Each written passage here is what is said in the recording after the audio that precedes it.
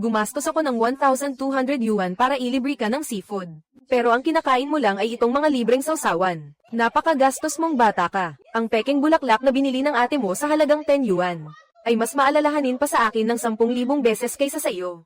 Natawa na lang ako. Hindi niya kinain ang pagkaing nagkakahalaga ng 1,200 yuan. Noong kaarawan niya noong nakaraang buwan, binigyan siya ng ate mo ng isang pumpon ng peking bulaklak na nagkakahalaga ng 10 yuan. Sobrang tuwa niya na ipinagmalaki niya ito sa lahat ng makasalubong niya. Doon mismo, bumili ako ng tiket ng bus pauwi sa probinsya. Mula noong araw na iyon, 200 yuan na lang ang ibinibigay ko sa kanya buwan-buwan. Umiyak at nagwala siya sa telepono. Pero 4 na salita lang ang isinagot ko. Gayahin mo si ate. Kumuha ako ng isang piraso ng inihaw na wagyu beef, na natutunaw ang taba habang umuusok sa ibabaw ng uling. Inilagay ko ito sa platong porselana sa harap ni nanay. Hindi niya ito ginalaw. Nanay, kumain ka na. Nang magsalita ako, tiningnan niya ang karne, at salubong ang kanyang mga kilay. Magkano ang 1 kilo nito? Nanay, buffet ito, hindi ito kinikilo. Kumuha rin ako ng isang piraso para sa sarili ko. At isinubo ito. Napakasarap at napaka-juicy ng karne. Pinapanood ako ni nanay habang kumakain. Natila tumitingin sa isang anak na waldas sa pera. May isang platito ng sausawan sa harap niya, na libreng ibinibigay ng restaurant. May tinadtad na bawang, cilantro, at dinurog na mani.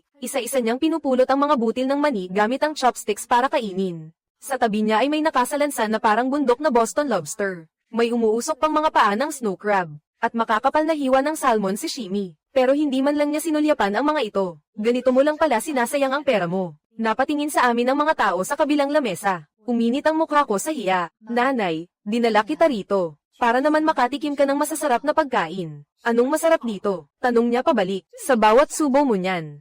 Ang mga banibaylang ulam ng ate mo ay kasya na sa atin sa loob ng 3 araw. Si ate na naman. Nagsimula nang mag-apoy ang galit sa puso ko. Noong kaarawan niya noong nakaraang buwan, nagpadala ako ng 5,000 yuan. Wala man lang siyang sinabi. Pero nang magdala si ate ng isang pumpon ng plastik na bulaklak, na binili lang sa murang halaga na 10 yuan sa palengke, tuwang-tuwa si nanay at ipinagmalaki pa ito sa lahat ng kapitbahay.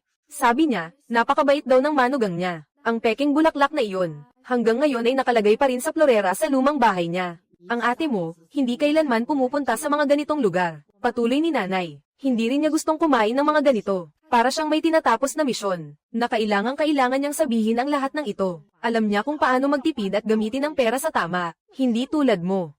Nakakuha lang ng kaunting pera ay nakalimot na kung sino siya. Dahan-dahan kong inuya ang karne sa bibig ko, at nilunok ito. Biglang nanlamig ang sikmura ko. Tiningnan ko siya, tiningnan ko ang sausawan sa harap niya, at ang kanyang mukhang puno ng kulubot na puno ng galit at kapitan. Bigla akong nawalan ng ganang magsalita. Walang silbi ang magpaliwanag, at walang silbi ang pera. Ayaw mong kumain, di ba? Tanong ko, ang mamahaling pagkain na ito. Parurusahan ako ng langit kapag kinain ko yan. Iniwas niya ang kanyang tingin at tumingin sa gilid. Sige. Umalis na tayo. Busog ka na ba? Busog na ako, hindi ko na kayang kumain kahit isang subo. Naglakad ako papunta sa counter. Inabot sa akin ng waiter ang bill. 1,200 yuan, inilabas ko ang aking cellphone para mag-scan. Nakasunod si nanay sa likod ko. Nang makita niya ang numerong iyon, napasinghap siya sa gulat. Bigla niyang hinawakan ang aking braso. Bumaon ang kanyang mga kuko sa aking balat. 1,200.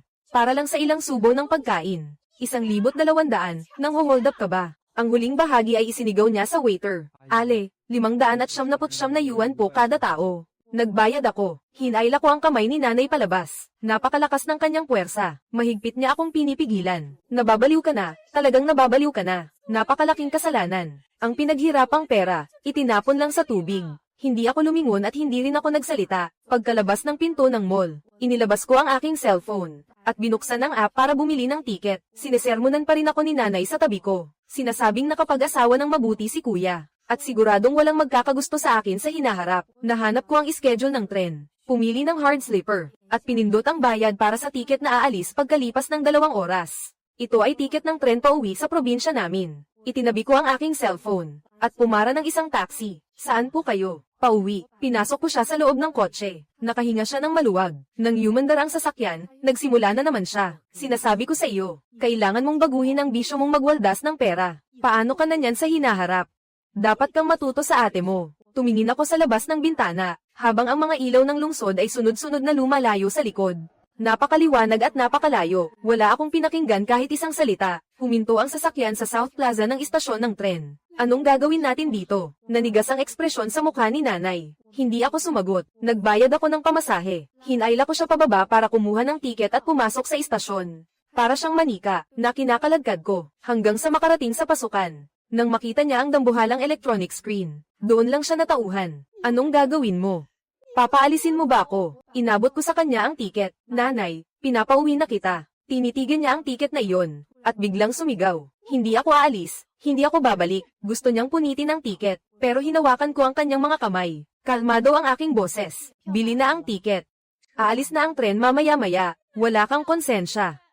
Kinamumuhian mo ako dahil matanda na ako, at wala nang silbi. Nakatingin ang mga tao sa paligid. Hindi ako gumalaw at tumayo lang sa harap niya, hanggang sa mag-anunsyo ang speaker para sa boarding. Binuhat ko siya mula sa sahig. Kalahating kinalagkad at kalahating binuhat para maisakay sa bagon ng tren. Hinanap ko ang kanyang higaan, at pinaupo siya roon. Tawagan mo ako kapag nakarating ka na. Iyon ang huling sinabi ko, bago tumalikod at bumaba ng tren. Tumunog ang silbato ng umaandar na tren. Nakatayo ako sa platform. Pinagmamasdan ng berdeng tren, na dahan-daang naglalaho sa dilim ng gabi. Ang sakit ng kurot sa aking katawan. Tila naglaho na rin kasabay nito. Bumalik ako sa apartment ko. 120 metro kwadrado. Napakatahimik at walang laman. Hinubad ko ang aking sapatos, at pabagsak na humiga sa sopa, mula nang dumating si nanay. Ngayon ko lang naramdaman ang ganitong katahimikan. Walang reklamo, walang paninisi, at wala ring boses na nagkukumpara sa akin sa iba. Ipinikit ko ang aking mga mata, at parang gusto ko pang tumawa. Biglang tumunog ang cellphone ko. Lumitaw ang isang pangalan sa screen. Si Kuya. Sinagot ko ito. Hello. Pinauwi mo si nanay. Anong ibig mong sabihin dito? Galit at pasiga ang boses ni Kuya. Wala lang. Sabi ko, hindi sanay si nanay tumira sa lungsod.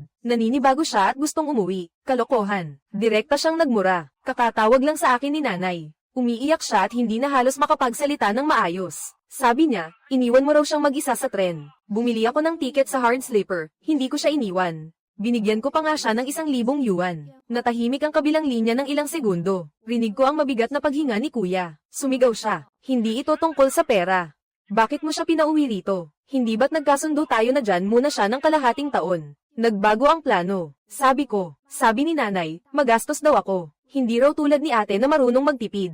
Pakiramdam niya, paghihirap lang ang pagsasama namin. Kaya naisip ko, dahil bilib na bilib siya kay ate, mas mabuting bumalik siya para matuto kay ate kung paano maging matipid sa bahay. Para rin naman sa ikabubuti niya yun. Natahimik na naman si Kuya sa sinabi ko. Marahil ay hindi niya inaasahang sasabihin ko iyon. Ano? Anong klaseng pananalita yan? Katotohanan lang. Paano na ang panggastos ni nanay sa araw-araw? Sa wakas, natumbok din niya ang totoong punto. Nandito na siya ngayon. Dapat magbigay ka pa rin ng pera, di ba? Magbibigay ako. Mabilis kong sagot.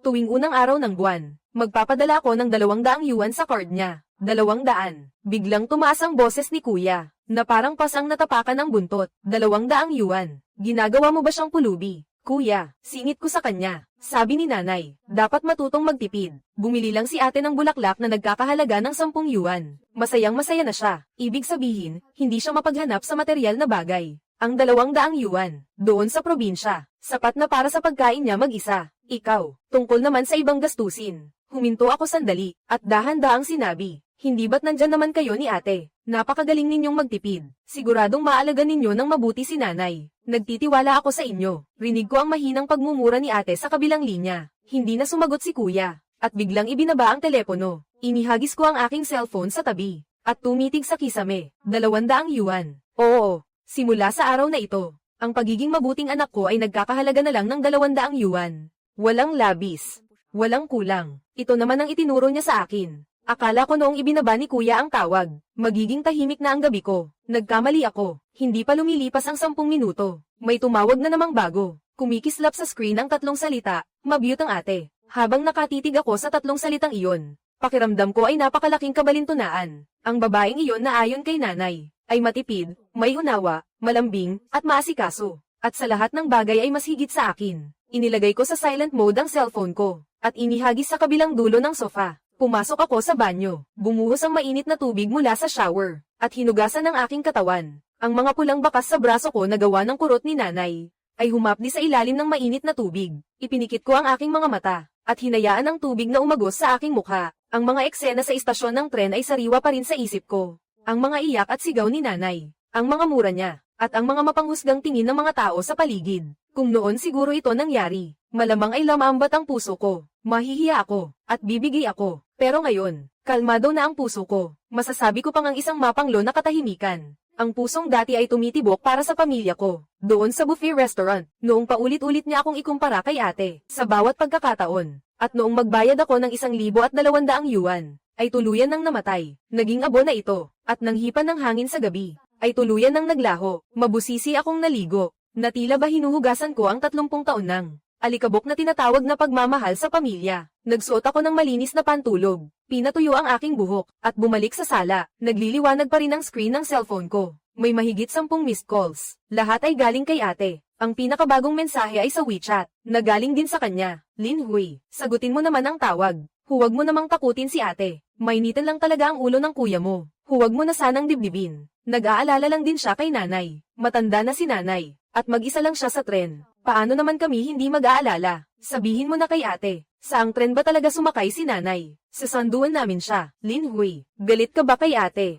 Hihingi ng tawad si ate sa iyo. Okay. Masyado lang talagang prangka magsalita si nanay. Huwag mo na lang siyang patulan. Alam kong malaki ang stress mo sa trabaho. At gumagastos ka lang para mabawasan ito. Naiintindihan naman lahat iyon ni ate. Sunduin mo muna si nanay at iuwi rito. Pag-usapan natin ito ng maayos bilang isang pamilya. Sige na, ha. Bawat mensahe, bawat salita, ay nagpapakita ng labis na pagpapakumbaba. At ang tono ay tila napakatapat. Kung dati ito, baka naniwala na talaga ako. At iisiping naging masyado akong pabigla-bigla, at walang pakiramdam, na nasaktan ko ang mabait kong ate. Pero ngayon, habang binabasa ko ang mga mensaheng ito, kumukulo lang ang sikmura ko. Kinuha ko ang aking cellphone, at tinawagan siya. Halos agad-agad niyang sinagot ang tawag. Lin Hui, sa wakas sinagot mo rin ang tawag. Pinag-alala mo ako ng husto. Narinig ko ang umiiyak na boses ni ate. Napakahusay ng pag-arte niya. May kailangan ka. Malamig ang boses ko. Walang kahit anong emosyon. Halatang natigilan siya sa kabilang linya. Marahil hindi niya inaasahan na ganito ang magiging reaksyon ko. Lin Hui, huwag kang ganyan. Nasaan si nanay? Kumusta na si nanay ngayon? Saan mo siya dinala? Pinuwi ko na siya. Sabi ko, may screenshot si kuya ng ticket sa tren. Pwede ninyong tingnan kung anong oras ang dating niya. Bakit mo naman ginawa iyon? Mas lalo pa siyang umiyak, na may kasamang tamang-tamang paninisi. Matanda na si nanay. Mag-isa lang siya sa labas. Paano kung may mangyaring masama sa kanya? Hindi ba uusigin ang konsensya mo? Kayang-kaya ng konsensya ko. Mahinahon kong sagot. Matanda na siya. Hindi na siya 3 taong gulang na bata. Ipinagbili ko siya ng sleeper ticket, at binigyan ko pa ng 1,000 yuan. Sapat na iyon para makauwi siya. Lin Hui, hindi ito usapin ng pera. Sinimulan niyang ulitin ang mga linya ni kuya. Tungkol ito sa pagiging mabuting anak. Magulang natin si nanay. Bakit mo siya Gina ganyan? Pagiging mabuting anak. Natawa ako ng bahagya. Ate, kakausapin mo ako tungkol sa pagiging mabuting anak. Sabi ni nanay, noong binilhan mo siya ng peking bulaklak na nagkakahalaga ng 10 yuan. Ikaw na raw ang pinakamabait na menugang sa buong mundo. Pero noong nilibre ko siya sa buffet na nagkakahalaga ng 1,200 yuan, naging gastador ako, at nag-aaksaya lang ng pera. Kaya naman, hindi ba't ginagaya lang kita? Nag-aaral ako kung paano gumastos ng pinakamaliit na halaga, para magawa ang pinakamagandang bagay, at mapasaya si nanay. Ako, hindi siya nakaimik sa sinabi ko. Narinig ko ang galit na boses ni kuya sa kabilang linya. Bakit ka pa nakikipag-usap sa kanya? Wala siyang utang na loob. Agad na naging malambing at mahina ulit ang boses ni ate. Lin Hui, pakinggan mo si ate. Nanghihinayang lang si nanay sa perang pinaghirapan mo. Hindi iyon ang ibig niyang sabihin. Wala akong pakialam. Pinutol ko ang pagsasalita niya. Ang alam ko lang, simula sa araw na ito, ang responsibilidad sa pag-aalaga kay nanay ay hati na tayo. Ako ang bahala sa pera, at kayo naman ang bahala sa pag-asikaso. Magbibigay ako ng 200 yuan buwan-buwan, at ang matitira, kayo na ang bahala. Sa wakas, hindi na niya nagawang magkunwari, at naging matinis ang kanyang boses. Ano namang mararating ng 200 yuan? Alam mo ba kung magkano na ang karne ng baboy ngayon kada kilo? Kapag sumakit ang ulo o nilanat si nanay, hindi ba kailangan ng pera para magpagamot?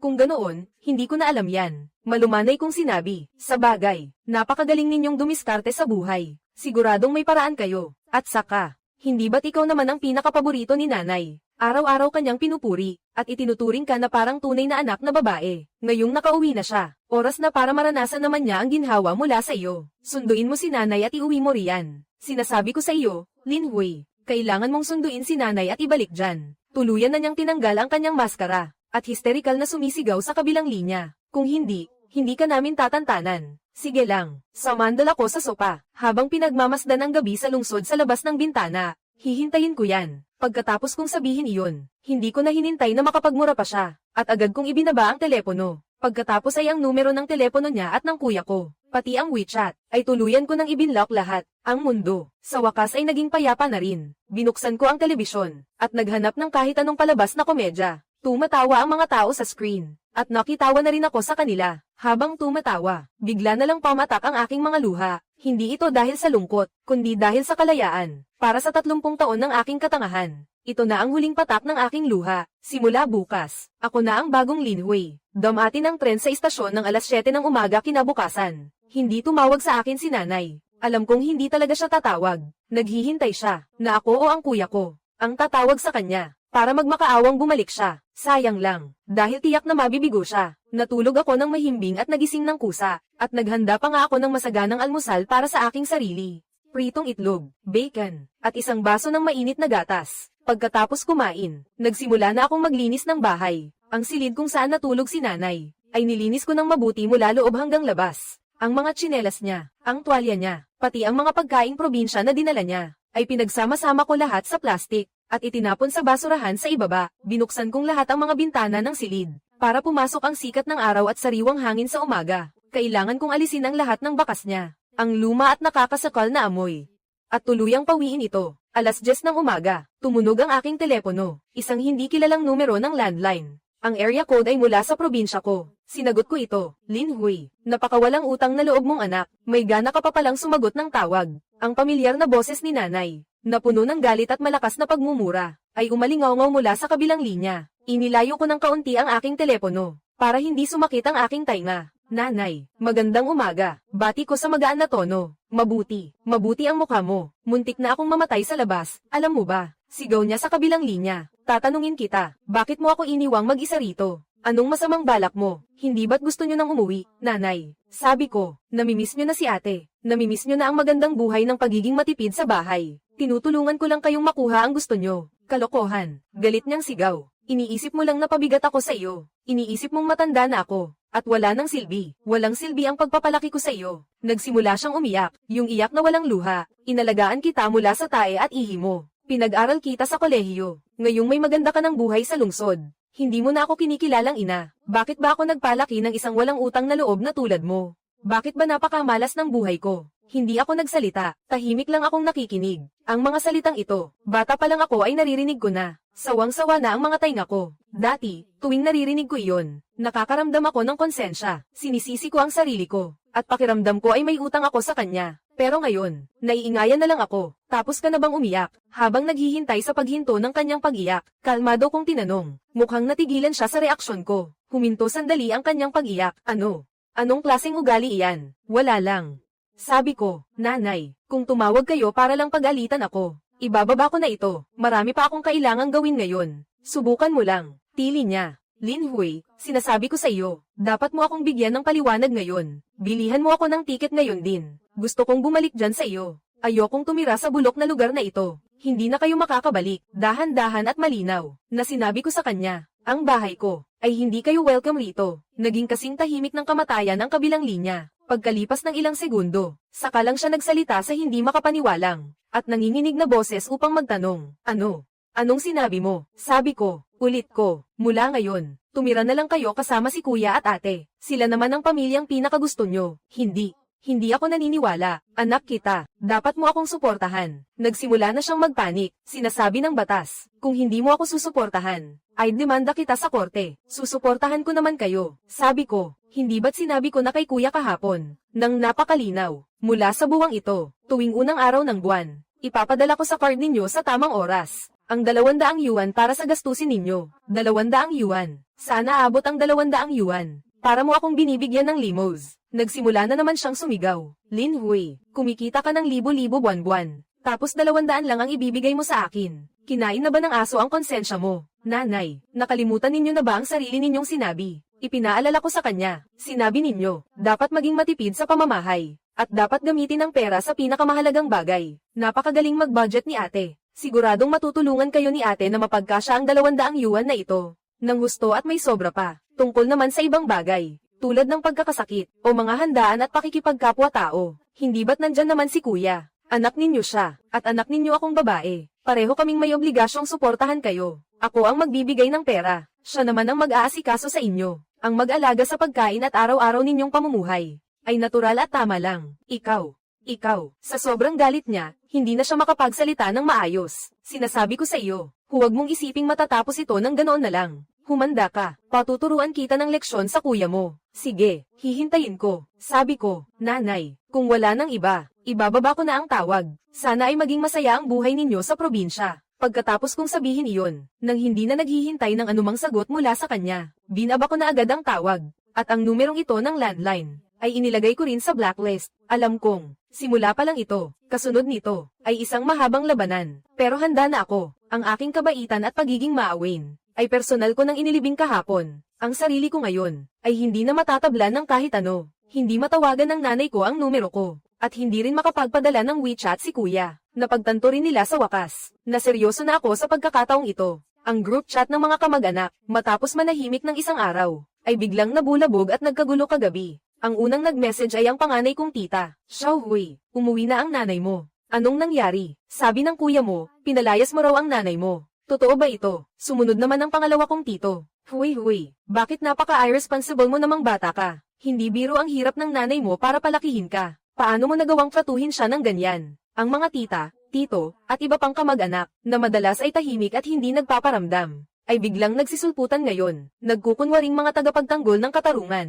Para pagtulungang atakihin ako, halos pare-pareho lang naman ang sinasabi nila, at paulit-ulit lang ang mga linya nila. Walang magulang na nagkakamali sa mundo. Nanay mo pa rin siya, at kahit pagsabihan ka pa niya, para sa ikabubuti mo rin iyon. Ikaw na kumikita ng malaking pera sa labas. Hindi ba dapat lang nasuportahan mo ang nanay mo? Hindi rin naman madali ang buhay ng kuya mo. Dapat mo siyang tulungan ng higit pa. Habang tinitingnan ko ang mga mensaheng sunod-sunod na lumalabas sa screen, wala akong ka-ekspresyon sa mukha. Ang grupong ito ay ipinagawa ng nanay ko ilang taon na ang nakalipas. Sabi niya, dapat maging malapit ang mga kamag-anak sa isa't isa, at laging mag-usap. Pero sa katotohanan, ang tanging dahilan kung bakit mayroon ng grupong ito, ay para madali nila akong mahinga ng tulong kapag may kailangan sila. Kung sinong anak ang kailangang magbayad ng matrikula sa paaralan, kung sino ang nagpapatayo ng bahay at kulang sa pera, o kung sinong matanda ang nagkasakit at kailangan ng pambayad sa ospital. Ang unang-una nilang naiisip, ay laging ako na nasa lungsod, si Lin Hui na kumikita ng malaki, at ang nanay ko naman, ay nasisiyahan sa ganitong pakiramdam na pinupuri at kinakainggitan ng mga kamag-anak.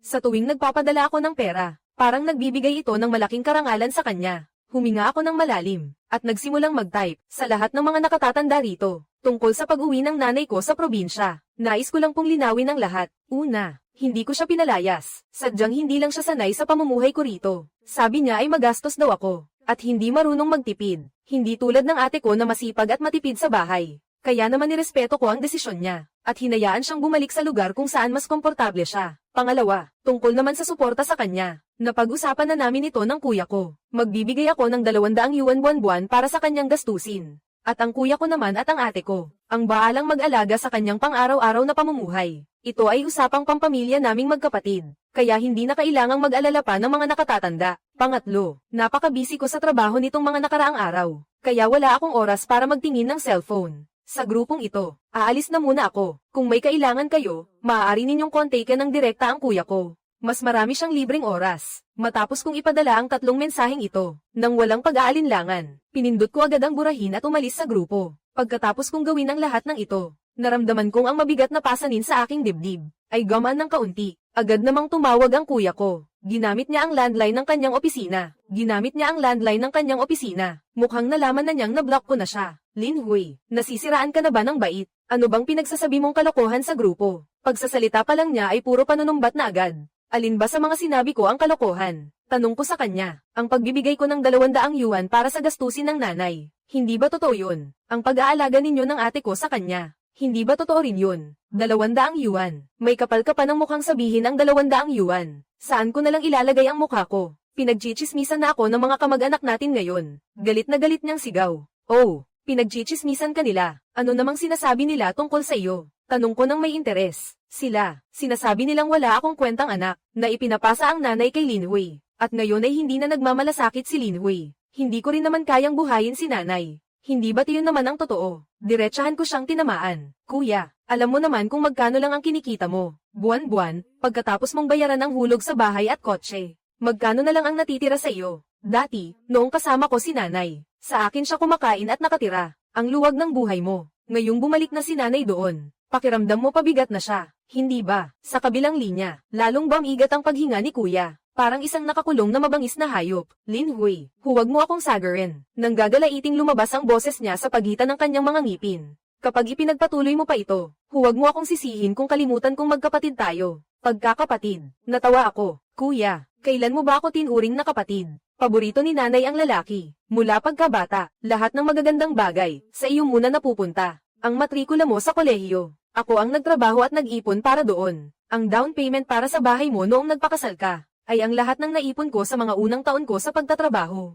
Tapos ngayon, kakausapin mo ako tungkol sa pagkakapatid. Sa mga taong lumipas, naging ATM lang ako ng buong pamilya ninyo. Ngayon, wala ng pera ang ATM na ito. Kaya natataranta na kayo, at biglang nakikipag-usap tungkol sa pagkakapatid. Ang bawat salita ko, ay parang kutsilyo, na sumasaksak sa pinakamapagkunwari niyang puso, na nahimik siya, isang mahabang katahimikan. Noong akala ko ay wala na siyang masasabi, at magbababa na ako ng telepono, bigla siyang nagsalita sa isang napakapagod na boses. Xiao Hui, parang awa mo na, nagmamakaawa na si kuya sa iyo. Kunin mo na ulit si nanay, nakipag-away ng matindi sa akin si ate ngayon. Sabi niya, kapag tumira si nanay sa bahay, aalis siya kasama ang mga bata at babalik sa mga magulang niya. Sabi niya, nagpakasal siya sa akin. Hindi para maglingkod sa isang matandang babae. Habang nakikinig ako, walang kahit kaunting emosyon sa puso ko. Pakiramdam ko pa nga ay nakakatawa ito. Ang manugang na iyon na sa bibig ni nanay, ay mas mabuti pa kaysa sa sarili niyang anak na babae. Iyon pala ang totoong iniisip niya. Kuya, problema mo sa pamilya yan. Dapat ikaw mismo ang lumutas niyan. Sabi ko, noong pinakasalan mo siya, dapat inasahan mo nang darating ang araw na ito. Hindi mo pwedeng isisi sa akin ang lahat ng responsibilidad. Wala akong pakialam. Parang kumakapit siya sa huling hibla ng pag-asa. Muling naging emosyonal ang kanyang boses.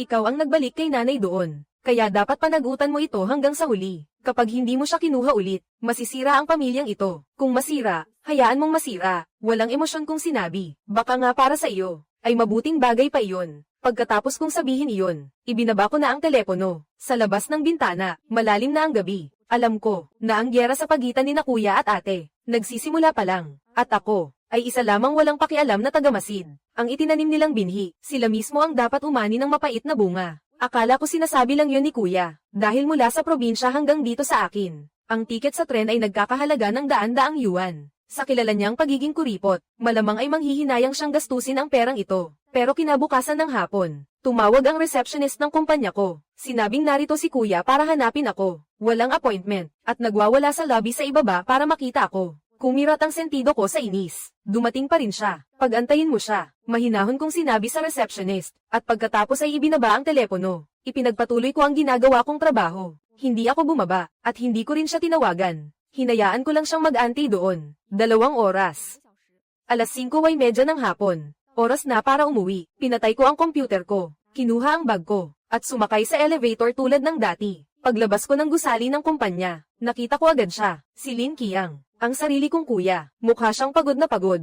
May maitim na bilog sa ilalim ng kanyang mga mata, at gusot-gusot ang kanyang damit. Mukha siyang nagbiyahe sa tren ng buong magdamag. Balisa siyang naglalakad pabalik-balik sa may pintuan. Nang makita niya ako, agad siyang sumugod na parang gutom na lobo na nakakita ng karne. Lin Hui, bigla niyang hinawakan ang palso ko. Napakalakas ng hawak niya. Alam mo pa palang matapos sa trabaho. Buong hapon akong nag-antay sa iyo rito. Nagsimulang tumingin ng may pagtataka ang mga katrabaho ko sa paligid. Sumimangot ako, at tinabig ang kamay niya. Maghanap tayo ng ibang lugar na mapag-uusapan. Ayokong sa harap ng kumpanya. Gumawa ng eksena tungkol sa pamilya natin. Dinala ko siya sa isang malapit na kapihan, at pumili ng pwesto sa pinakasulok. Nag-order ako ng iced americano, habang siya naman ay walang in-order. Titig na titig lang siya sa akin. Magsalita ka. Anong kailangan mo? Ako ang unang nagsalita, para basagin ang katahimikan. Anong kailangan ko? May kapal ka pa talaga ng mukha na tanungin ako niyan. Para siyang paputok na biglang sinindihan. Biglang lumakas ang boses niya. Iniwan mo si nanay ng mag-isa sa probinsya. Binlock mo kaming buong pamilya. At kung ano-anong kasinungalingan ang sinabi mo sa group chat ng mga kamag-anak natin. At sa tingin mo tama ka pa niyan. Katotohanan lang ang lahat ng sinabi ko. Uminom ako ng kaunting kape. Damaloy ang malamig na likido sa aking lalamunan, na nagbigay sa akin ng kaginhawaan. Lin Hui, ano ba talaga ang gusto mong mangyari? Tila napagod na siya sa pagsigaw. at may bakas na ng pagmamakaawa sa kanyang boses. Kailangan mo ba talagang guluhing mabuti ang pamilyang ito, bago ka makontento? Hindi ako ang nanggugulo sa pamilyang ito. Tiningnan ko siya, at dahan-daang sinabi ang bawat salita. Ikaw, si nanay, at ang mabait mong asawa, kayong tatlo, masayang-masaya sila, habang itinuturing akong ibang tao. Isang ATM na basta-basta na lang nilang pineperahan. Ngayong ayaw nang maglabas ng pera ng ATM. Pakiramdam ninyo ay nagunaw na ang mundo. Natahimik siya sa mga sinabi ko. Bamuka ang bibig niya, pero wala siyang maisagot na kahit isang salita. Makikipag-divorce sa akin ang ate mo. Sa wakas, nasabi rin niya ang tunay na dahilan ng pagpunta niya rito. Puno ng pagod at kawalan ng pag-asa ang boses niya. Sabi niya, kapag hindi kita napauwi, para patuloy na alagaan si nanay, aalis siya kasama ang mga bata at babalik sa pamilya niya. At hinding-hindi na babalik. Tumango ako, bilang tanda na naintindihan ko. Halatang nagulat siya sa naging reaksyon ko. At galit na galit pa nga. Isang lang ang isasagot mo. Lin Hui, asawa ko yun. Anak ko yun. Masisira na ang pamilya ko. Galit na hinampes niya ang lamesa. Kaya napalingon ang mga tao sa katabing lamesa. Pamilya mo yan, hindi sa akin. Kalmado ko siyang tiningnan. Kuya, noong ikinasal ka, sinabi ni nanay, na si ate ang pinakamabuting babae sa mundo. Masipag mag-asikaso ng bahay, mabait at may respeto. Puri mo rin siya noon. At pakiramdam mo ay mas magaling siya sa akin sa lahat ng bagay. Ngayon, itong mabuting babaeng, hinahangaan ninyo ng lubos ni nanay, ay ayaw nang mag-alaga kay nanay. Kaya lumapit ka para humingi ng tulong sa akin na palagi ninyong minamaliit, at tinatawag na waldas na anak. Sa tingin mo ba, hindi ba nakakatawa yan? Ang mga salita ko ay parang matalim na kutsilyo, na nagtanggal sa huling balat kayo niya, namula at namutla ang mukha niya, at nangangatog ang kanyang mga labi. Nagalit lang siya pansamantala. Hindi siya galit. Umiling ako. Gumagawa lang siya ng desisyon na pabor sa sarili niyang interes. Gaya noong pakasalan ka niya. Dahil lang sa stable mong trabaho. At sa bahay natin. Gaya ng pagiging mabait niya kay nanay. Para kampihan siya ni nanay sa harap mo. At para makahingi rin ng pabor sa akin. Ngayon, naging pabigat na si nanay na kailangang alagaan. At ang pabigat na ito ay maaaring makaapekto sa kalidad ng buhay niya. Kaya pinili niyang umalis agad. Bagay na bagay yan sa ugali niya. Hindi ba, natulala ng tuluyan si Lin Qiang. Malamang ay hindi pa niya kailanman naisip ang kanyang kasal sa ganitong paraan. Wala akong pakialam. Para siyang taong nalulunod, na nagwawasiwas ng kanyang mga kamay. Lin Hui, nagmamakaawa ako sa iyo. Tulungan mo naman si kuya. Kunin mo muna si nanay. Basta wala si nanay sa bahay, hindi na makikipag-away sa akin ang ate mo. Sa susunod na lang natin pag-usapan ng iba. Walang susunod. Pinutol ko ang sinasabi niya. Kuya, suyuin mo ang sarili mong asawa. Alagaan mo ang sarili mong nanay. Iyan ang responsibilidad mo bilang lalaki, bilang anak, na dapat mong panagutan. Hindi ko nababayaran ang kawalan mo ng kakayahan, at ang karuwagan mo. Tumayo ako, kumuha ng 200 yuan sa aking pataka, at inilagay ito sa lamesa. Ang perang ito, pambili mo ng tiket pa uwi. Sa susunod, huwag mo na akong hahanapin pa. Pagkatapos sabihin iyon, tumalikod ako at naglakad paalis. Nang hindi man lang siya nililingon, nararamdaman ko ang desperado niyang tingin, na nakasunod sa akin. Pero hindi man lang ako natinag. Pagkalabas ko ng kafe, madilim na ang langit sa labas. Nagsimula nang umilo ang mga neon lights sa lungsod. Napakakinang at napakaganda. Huminga ako ng malalim, at nakaramdam ng ganang loob na hindi ko pa naranasan kailanman. Alam ko, mula nang isara ko ang pintong iyon, doon ko lang talaga, tuluyang pinutol ang ugnayan sa pamilyang parang putikan, at naglagay ng malinaw na hangganan. Umuwi rin sa wakas si kuya. Hindi ko alam kung paano siya nakauwi. At wala rin akong pakialam kung pagkatapos niyang makauwi, ay anong gulo o bagyo ang mangyayari sa bahay na iyon. Ini-block ko ang bago niyang numero ng telepono, at ipinagpatuloy ang sarili kong buhay. Nag-enroll ako sa klase ng yoga, at nagsimulang mag-ehersisyo. Tuwing katapusan ng linggo, nag-aaya ako ng ilang malalapit na kaibigan, para mag-hiking sa labas ng lungsod, o kaya ay manood ng pinakabagong pelikula. Nagsimula akong matutong mabuhay para sa aking sarili, at ang perang nagastos ko sa pamilya ko noon, ay ginamit ko na para pasayahin ang sarili ko. Bumili ako ng isang mamahaling Bestida na matagal ko nang gustong makuha, at nagpabok ng isang full body spa, habang suot ko ang magandang Bestida, at amoy na amoy ang bango ng essential oil sa katawan ko. Habang naglalakad sa ilalim ng sikat ng araw, doon ko lang napagtanto, na maaari palang maging ganito kaganda ang buhay. Subalit, hindi nagtagal ang tahimik na mga araw. Ang pagkakalat ng balita ng aking nanay sa probinsya, ay nagbunga na rin sa wakas. Isang gabi, nakatanggap ako ng tawag mula kay Tiang San. Sa lahat ng mga kamag-anak ko, si Tiang San, ang masasabi kong may maayos na pakikitungo sa akin. Mabait siyang tao, at marami rin siyang naitulong sa akin noon. Xiao Hui, kumusta? Abala ka ba nitong mga nakaraang araw? Pagkasagot pa lang ng tawag, masayang nangumusta agad si Tiyang San. Medyo okay naman po, Tiyang San. May kailangan po ba kayo? Diretsahan ko ng tinanong. Nako, wala naman masyadong mahalagang bagay. Medyo nag-aalinlangan ang tono ni Tiyang San. Tungkol lang kasi ito sa nanay mo. Maugong ang usap-usapan ngayon sa nayon. Sinasabi niyang pinalayas mo raw siya sa bahay. At 200 yuan lang ang ibinibigay mo buwan-buwan. Kaya hindi man lang siya makakain ng sapat. Araw-araw daw siyang umiiyak sa bahay. Kahapon nang pumunta siya sa palengke, umiiyak pa siya sa kalsada. Sinasabi niyang nagpalaki raw siya ng walang utang na loob. Walang nag-aalaga sa kanya ngayong matanda na siya. At mabuti pang mamatay na lang. Pinag-uusapan at hinuhusgahan ka na ng mga tao sa nayon ngayon. Sinabi niyang marami ka namang pinag-aralan. Malaki naman ang kinikita mo. Pero sa huli, hindi mo man lang kayang suportahan ang sarili mong ina. Kinain na raw ng aso ang konsensya mo. Maingat na ikinwento ito ni Tiyang San. Bakas ang pag-aalala sa kanyang boses. Tahimik lang akong nakikinig. Hindi sumasabat, pero lihim na natatawa sa loob-loob ko. Ganyan nga talaga ang estilo ni nanay. Iiyak, magwawala, at magbabantang magpakamatay. Gagawin ng sarili na parang kaawa-awang biktima. Gagamitin ang opinyon ng iba at moralidad para makonsensya ako. Lin Hui, alam kong may mga hinanakit ka rin. Patuloy ni Tiyang San. Pero ina mo pa rin siya. Mas matimbang ang dugo kaysa sa tubig. Tingnan mo, hindi ba pwedeng maglaan ka ng oras para umuwi rito? Makipag-usap ng maayos kay nanay, at isama siya pabalik sa lungsod. Sa ganitong paraan, matatahimik mo ang mga chismis. Mabuti rin ito para sa reputasyon mo. Tiyang San, sa wakas ay nagsalita na ako, sa kalmadong tono. Salamat po sa pag-aalala ninyo. Pero, hindi na ako babalik, at hindi ko rin siya isasama rito. Bakit naman? Puno ng pagtataka si Tiyang San. Dahil, ang ginagawa ko ngayon, ay ang mismong itinuro sa akin ni nanay noon pa man. Sabi ko, palagi niyang sinasabi sa akin, natularan ko si ate, matuto kung paano maging matipid sa pamamahay, at matuto kung paano magpasaya ng mga nakatatanda. Alam niyo ba kung paano magpakita ng pagmamahal at paggalang si ate sa kanya? Hindi ko na hinintay ang sagot ni Tiyang San. Nagpatuloy lang ako sa pagsasalita. Noong kaarawan ni nanay noong nakaraang buwan, nagpadala ako ng 5,000 yuan. Samantalang si ate naman, nagdala lang ng plastik na bulaklak na nagkakahalaga ng 10 yuan. Ang nangyari, ipinagmalaki ni nanay si ate sa lahat ng kapitbahay. Sinabing napakabait at napakatipid daw nito. Tapos hinarap ako at pinagalitan. Sinabing porke nakakaluwag-luwag na ako sa pera, ay nakalimutan ko na kung sino ako. Isinama ko siya sa isang buffet na nagkakahalaga ng 1,200 yuan. Para naman makatikim siya ng masasarap na pagkain. Pero hindi man lang niya ginalaw ang pagkain. Sinabi pa niyang nag-aaksaya lang ako ng pera. At parurusahan daw kami ng langit kapag kinain iyon. Pagkatapos, walang tigil niyang pinuri si ate. Sinabing ang binibili nitong gulay na nagkakahalaga ng 10 yuan, ay sapat na para mapakain ang buong pamilya sa loob ng 3 araw.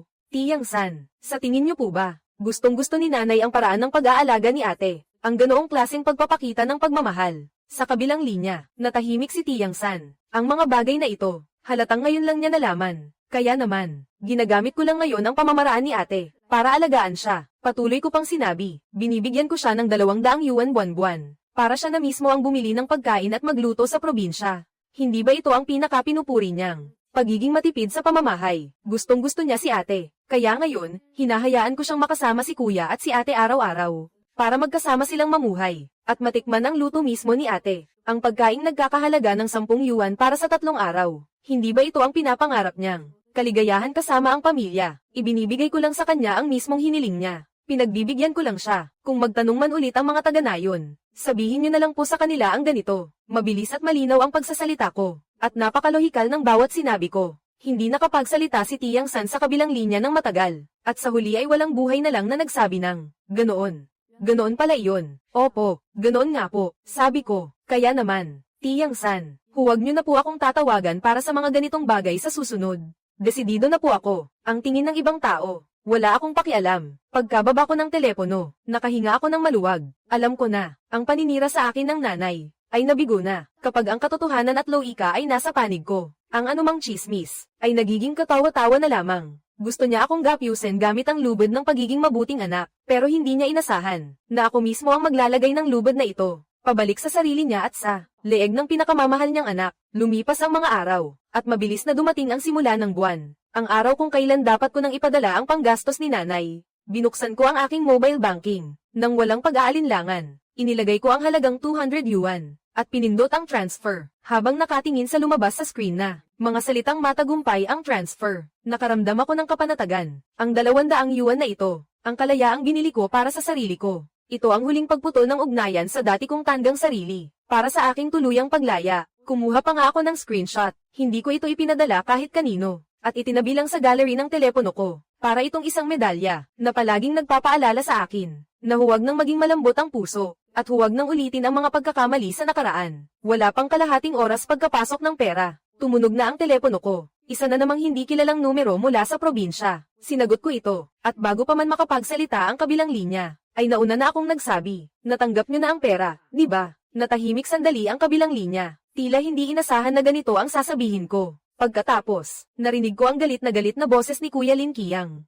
Lin Hui, ano bang ibig mong sabihin? Talagang 200 yuan lang ang ipinadala mo. Gusto mo ba kaming patayin sa gutom? Tinupad ko lang ang pangako ko. Sabi ko, ang panggastos para sa buwang ito, walang kulang kahit 1 sentimo. Panggastos, 200 yuan lang, panggastos na yan. Masyado siyang galit kaya hindi na siya makapagsalita ng maayos. Alam mo ba kung gaano kamahal ang mga bilihin ngayon? Ang gamot pa lang sa high blood pressure ni nanay, mahigit 100 na kada buwan. Gusto mo bang lupa na lang ang kainin niya sa matitirang pera? Ang gamot sa high blood pressure ay kasama sa gastusang medikal, hindi sa pang-araw-araw na pagkain. Mahinahon ko siyang itinuwid. Bilang mga anak, ang mga gastusang medikal ng ating magulang, dapat nating paghatian. Mahigit 100 ang nagastos niya sa gamot ngayong buwan, di ba? Sige, pikturan mo ang resibo at ipadala sa akin. Babayaran ko ang kalahati. Malinaw at lohikal ang mga sinabi ko. Organisado ang bawat punto, kaya parang sumuntok lang siya sa hangin. Hindi yan ang tinutukoy ko.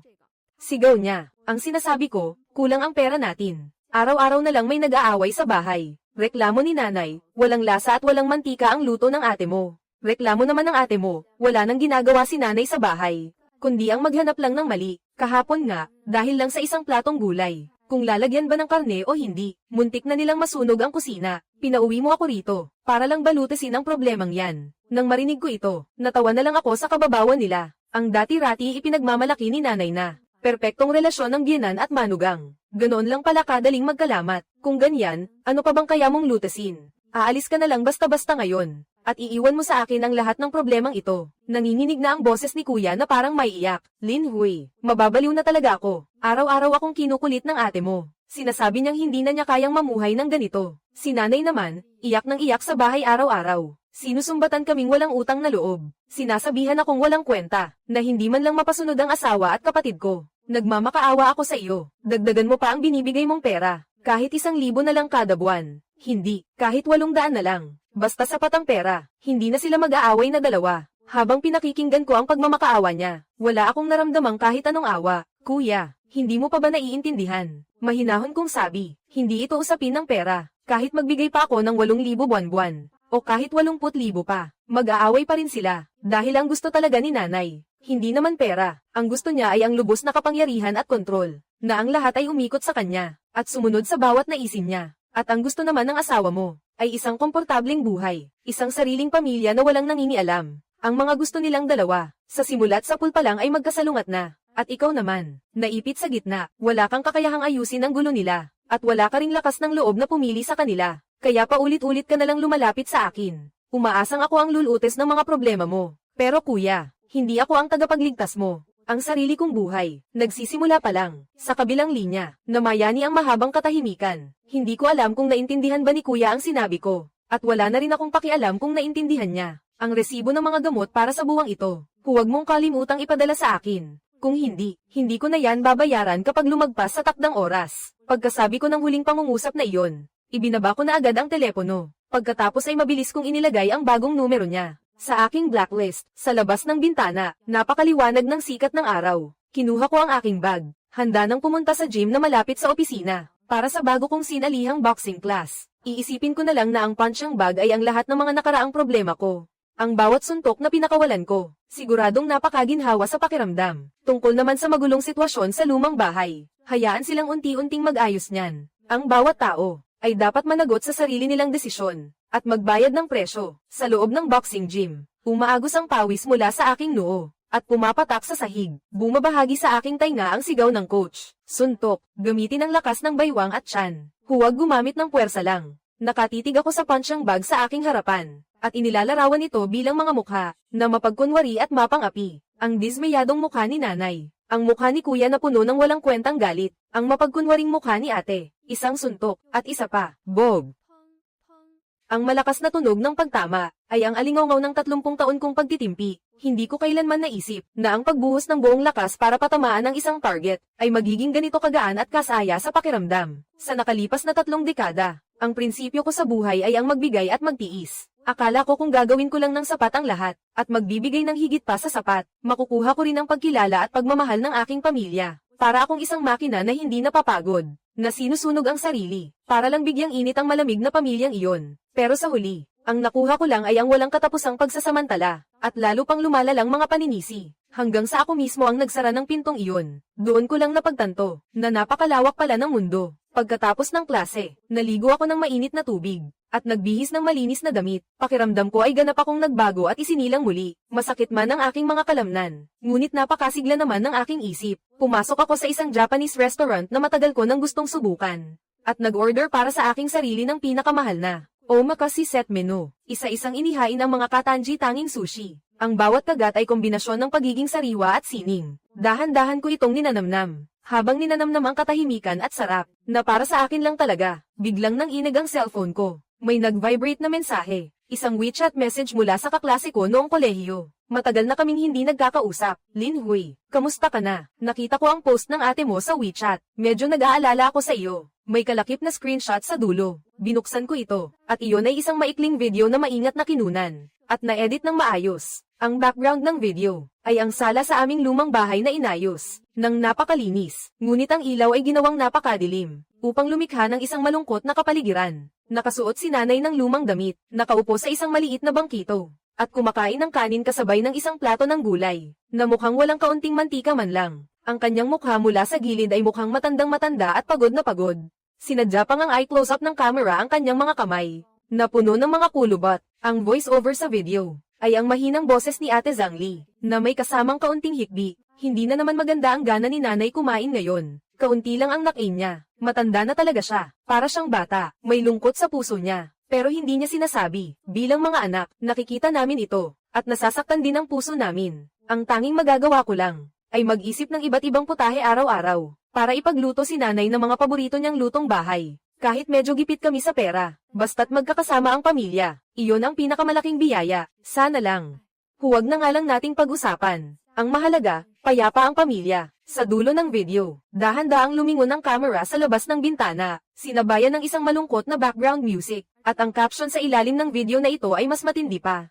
Kapag nag-asawa ka na, doon mo lang malalaman ang bigat ng salitang pagkalinga sa magulang. Kahit gaano kahirap, kailangang alagaan ng mabuti ang mga nakatatanda, basta't malinis ang konsensya ko. Ang matanda sa pamilya ay isang kayamanan. Dito mo talaga mararamdaman ang lamig at init ng buhay. Habang pinapanood ko ang video na ito, muntik na akong mapatawa ng malakas. Napakagandang drama ng paghihirap. Ang nanay ko ay naging isang kaawa-awang matandang nagdurusa, at ang ate ko naman ay naging isang banal na santa na kahit gaano kahirap ay nagtataguyod pa rin ng pamilya. At ako naman, syempre, ang pinalalabas na dahilan kung bakit naghihirap sila sa buhay, at ang salarin sa lahat ng pagdurusa nila. Sa comment section naman, mas lalong naging makulay ang usapan. Ang mga tiyahin at kamag-anak kong inalisan ko ng group chat. Hindi ko alam kung saan nanggaling at biglang sumulpot, at sunod-sunod na nag-comment sa post na ito ng ate ko. Sabi ni tita, mabiyutang bata, salamat sa pagtitiis mo, hindi tulad ng iba, na lumaki na ang ulo, at nakalimot na sa pinanggalingan. Sabi naman ng isa pang tita, Lee, ikaw talaga ang swerteng dumating sa pamilya Lin. Ang swerte ng kuya mo na ikaw ang napangasawa niya. Biyaya ka talaga ng langit sa kanya. Mayroon ding mga hindi ko masyadong kakilala, mga kalaro ng nanay ko sa mahjong, at mga kapitbahay, na panay ang puri sa pagiging mabuting asawa at maunawain ng ate ko. Habang patagang pinaparinggan at minumura ako, bilang isang anak na walang puso, parang nakikita ko na ang ate ko na hawak ang cellphone niya. Habang binabasa ang mga comment na ito, at nakangiti ng may pagmamalaki, akala niya ba, makokonsensya niya ako sa ganitong paraan? Akala niya ba, kapag gumawa siya ng ganitong ingay sa social media, ay babalik ako sa dati, na dahil lang sa walang kwentang reputasyon, ay susunod na lang ako sa gusto nila, at patuloy na magiging ATM niya. Hindi niya talaga kilala kung sino na ako ngayon. Dahan-dahan kong kinain ang huling subo ng aking sea urchin sushi. Ininom ang natitirang sik sa aking baso. At pagkatapos, inilabas ko ang aking cellphone. At nag-post din sa aking moments. Hindi ko siya pinatulan o nakipagtalo sa kanya. Hindi ako nagpaliwanag. At hindi ko man lang sila binanggit kahit isang salita. Nag-post ako ng 9 na larawan. Ang unang larawan ay kuha sa boxing gym. Nakasuot ako ng boxing gloves. Isang selfie na basang-basa ng pawis, na may determinadong tingin sa mga mata.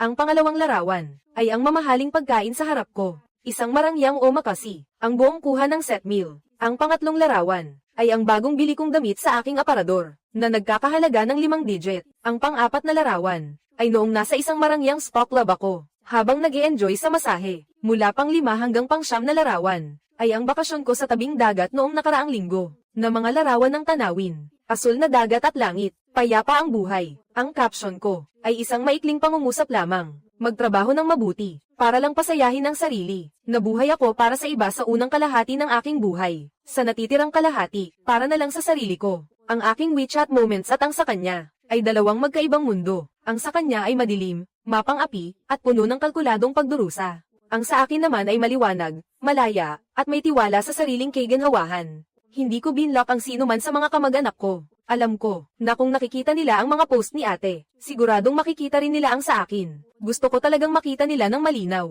na pagkatapos kong umalis sa kumunoy na iyon, kung gaano kaganda ang buhay ko ngayon, at kung gaano ako kasaya, gusto kong gamitin ang aking marangyang buhay, para ipakita kung paano ang kanilang sariling gawa-gawang drama ng pagdurusa, ay napakakatawa-tawa at napakamura. Pagkatapos kong mag-post, inilagay ko sa tabi ang aking telepono, at ipinagpatuloy ang pagkain ng aking panghimagas. Zhangli, nagsisimula pa lang ang laro, akala mo ba ay mas matalino ka na? Pero ang totoo, matagal na kitang naunahan. Ang post ko ay parang isang bomba, na sumabog sa group chat ng mga kamag-anak, kahit na umalis na ako sa grupo. Hindi pa rin napigilan ni Tiang San. Napalihim akong padalhan ng mga screenshot. Natahimik ang grupo ng matagal, bago nagsimulang magbulungan ang ilan. Ano ang ibig sabihin nito ni Lin Hui? Ang nanay niya ay nagtitiyaga sa mumurahing pagkain sa bahay, habang siya naman ay nagpapakasasa sa masasarap na pagkain sa labas. Ang batang ito, napakawalang puso naman. Ipinost pa talaga niya. Sinasadya niya sigurong galitin ang nanay niya, ang kuya niya, at si ate. Hindi lang ito pang-aasar sa kanila.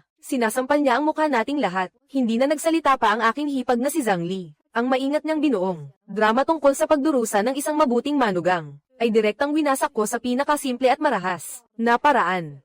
Hindi ako nakipagpaligsahan sa kanya sa pagiging kaawa-awa, kundi direkta kong ipinakita sa lahat na oo, mayaman ako, at hinding-hindi ko ito ibibigay sa inyo. Gagamitin ko pa ang perang ito, para mas mapaganda ang buhay ko. Ang ganitong uri ng direktang ganti, ay mas mabisa kaysa sa anumang paliwanag o pakikipagtalo. Alam kong, hindi sila titigil doon. At totoo nga, hating gabi pagkaraan ng 2 araw, biglang tumunog ng sunod-sunod ang aking telepono. Mula ito sa isang hindi kilalang numero. Sinagot ko ang tawag, at narinig ko ang umiiyak at natatarantang boses ng aking kuya Lin Qiang. Lin Hui, umuwi ka na bilis. Hindi nakakayanin ni nanay.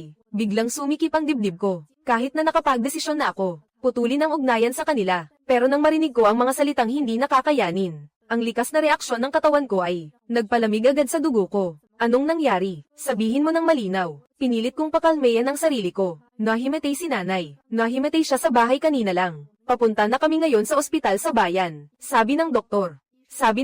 Baka stroke raw. Umuwi ka na bilis. Umuwi ka para makita si nanay sa huling pagkakataon. Humahagulgol siya sa pag-iyak. Parang hindi naman siya nagsisinungaling. Stroke.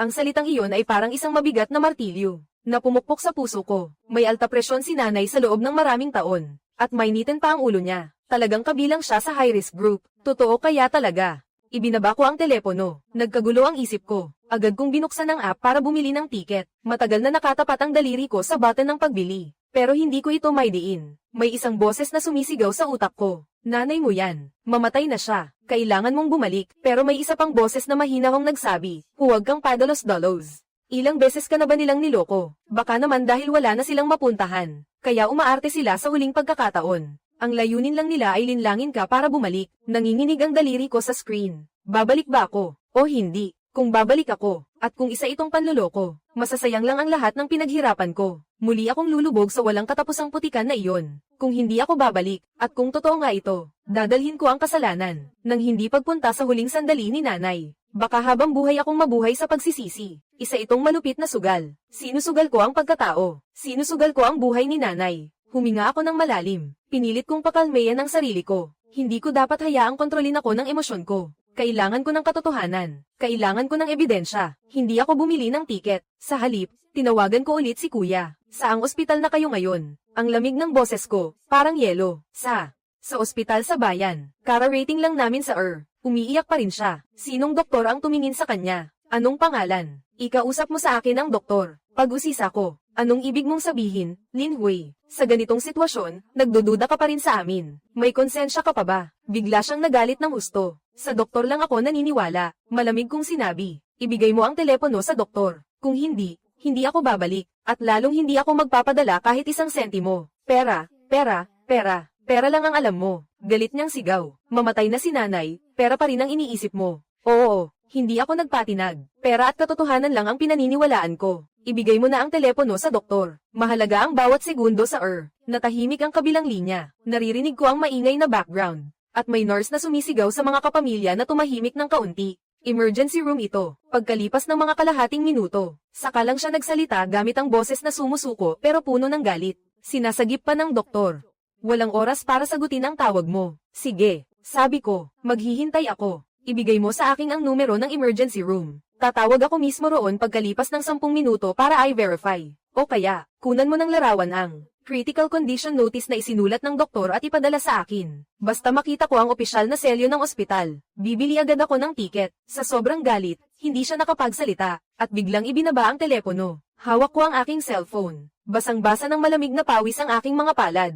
Nagsusugal ako. Pastahan, hindi nila kayang palsipikahin ang critical condition notice. Pastahan, nagpapanggap lang sila at nananakot. Ang 10 minuto ay parang kasing haba ng isang siglo. Hindi ko natanggap ang larawan mula sa kanya. At hindi na rin siya tumawag muli. Ako na mismo ang naghanap sa internet ng numero ng Emergency Department ng Ospital ng Bayan. At tinawagan ito. Sumagot ang kabilang linya. Ibinigay ko ang pangalan at ID number ng aking nanay. Sinabing anak niya ako, na nasa ibang lugar, at gustong magtanong tungkol sa kanyang kondisyon. Tiningnan ito ng nurse sa computer, at pagkatapos ay sumagot sa isang kalmado at formal na tono. Ang pasyente ay si Lin Shuying, tama. Ngayong gabi, dahil sa mataas na presyon ng dugo at pagkahilo na dulot ng matinding emosyon, dinala siya sa emergency. Stable ang kanyang vital signs. Walang dapat ipag-alala, at inilipat na sa regular na ward para maobserbahan. Hindi kailangang mag-alala ng labis ang pamilya. Stable ang vital signs. Walang dapat ipag-alala, para maobserbahan. Ang mga salitang ito, ay parang pampakalma, na agad nagpatigil sa mabilis na tibok ng aking puso. Pero pagkatapos nyun, isang hindi mapigil ang malamig na galit.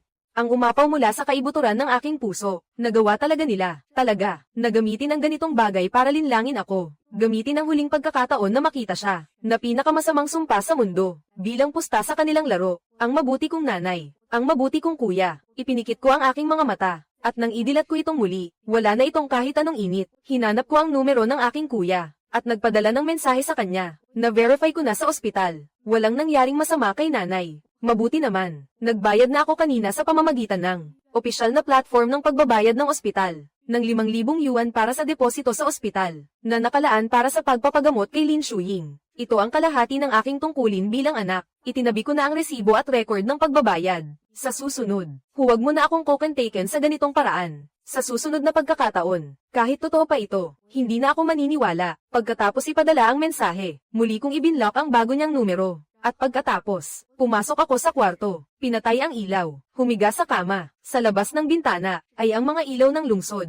Ngunit ang mundo ko, ay isang madilim at tahimik na kawalan. Hindi ako umiyak, hindi ko man lang naramdaman ang lungkot, pakiramdam ko lang. May isang bagay, sa loob ng katawan ko, ang tuluyan ng, at habang buhay nang namatay, ang Lin Hui na nasasaktan pa. Kapag may nangyayaring masama kay nanay, sa gabing ito, sa mismong gabing ito, ay pinatay na mismo, ng sarili niyang pamilya. Ang balita tungkol sa pagkaka-ospital ni nanay, ay tila nagkaroon ng pakpak, at mabilis na kumalat sa probinsya. Ang tungkol sa pagdeposito ko ng 5,000 yuan, ay hindi na rin naitago. Dahil dito, biglang nagbago ang ihip ng hangin sa mga usap-usapan. Ang mga dating nagsasabing matigas ang puso ko, at wala akong utang na loob, ay nagsimula ng magbago ng kwento. May pagpapahalaga pa rin naman pala si Lin Hui sa nanay niya. Magbigay ba naman agad ng 5,000 yuan? Mas malaki naman yan kumpara sa 200 yuan. Oo nga naman, ang 5,000 yuan dito sa atin, ay sapat na para sa ilang beses na pagpapagamot ng malubhang sakit. Ang kuya at ate niya, mukhang walang ginastos kahit isang kasing. Para sa akin, ayos na rin ang anak na babaeng ito. Nagbigay ng pera kahit hindi personal na nag-alaga. Mas mabuti na yan kaysa sa walang pera at walang tulong.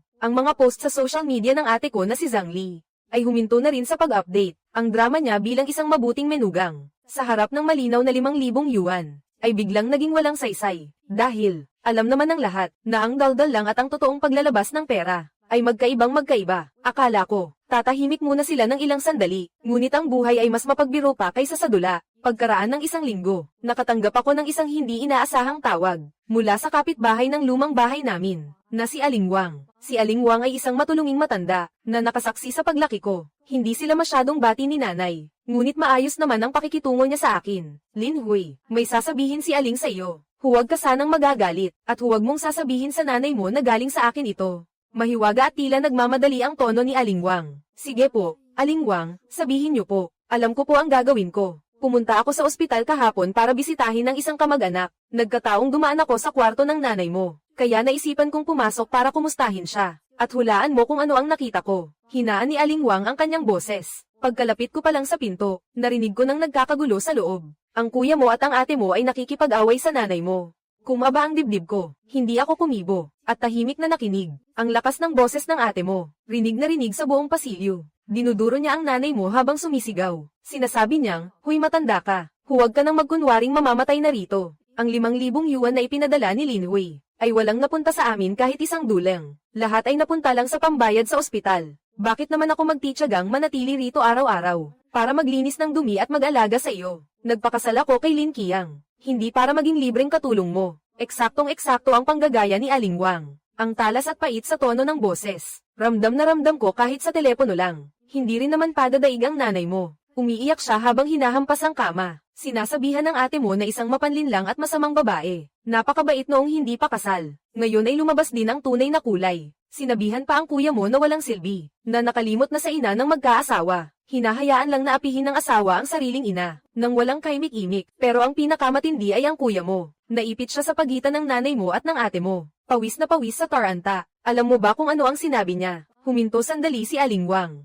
Tila nag-iipon ng lakas para sa susunod na sasabihin. Hinawakan niya ang kamay ng ate mo. At nakiusap sa kanya. Sabi niya, "Lily, magtiis ka muna. Magtiis ka pa ng kaunti. Tungkol sa pagka-ospital ni nanay. Hindi ba't maglalabas naman ng pera si Lin Hui? Magandang paraan ito. Kapag nakalabas na si nanay sa ospital, gagawa tayo ng paraan para magkasakit siya paminsan-minsan. Ma-pride si Lin Hui at ayaw mapahiya. Tiyak na magpapadala siya ng pera tuwing hihingi tayo. Bibili lang tayo ng murang gamot, at sa atin na mapupunta ang matitirang pera. Magtiis ka muna. Gawin mo ito para sa pamilya natin. Para sa anak natin." Ang mga salita ni Aling Wang ay parang isang kalawanging lag-ari, na pabalik-balik na humihiwa sa aking mga ugat. Hindi masakit, pero ang nakakanghilong tunog na nakakasuka, ay nagdulot ng panginginig sa buo kong katawan. Ang magkasakit ng paulit-ulit, ang gawing kasangkapan ng kalusugan ng sariling ina, para sa paulit-ulit na panghihingi ng pera sa pamamagitan ng panloloko. At ako ang tandang biktima, na patuloy nilang pinagsasamantalahan. Lin Hui, naririnig mo ba ako? Hindi narinig ni Aling Wang ang sagot ko,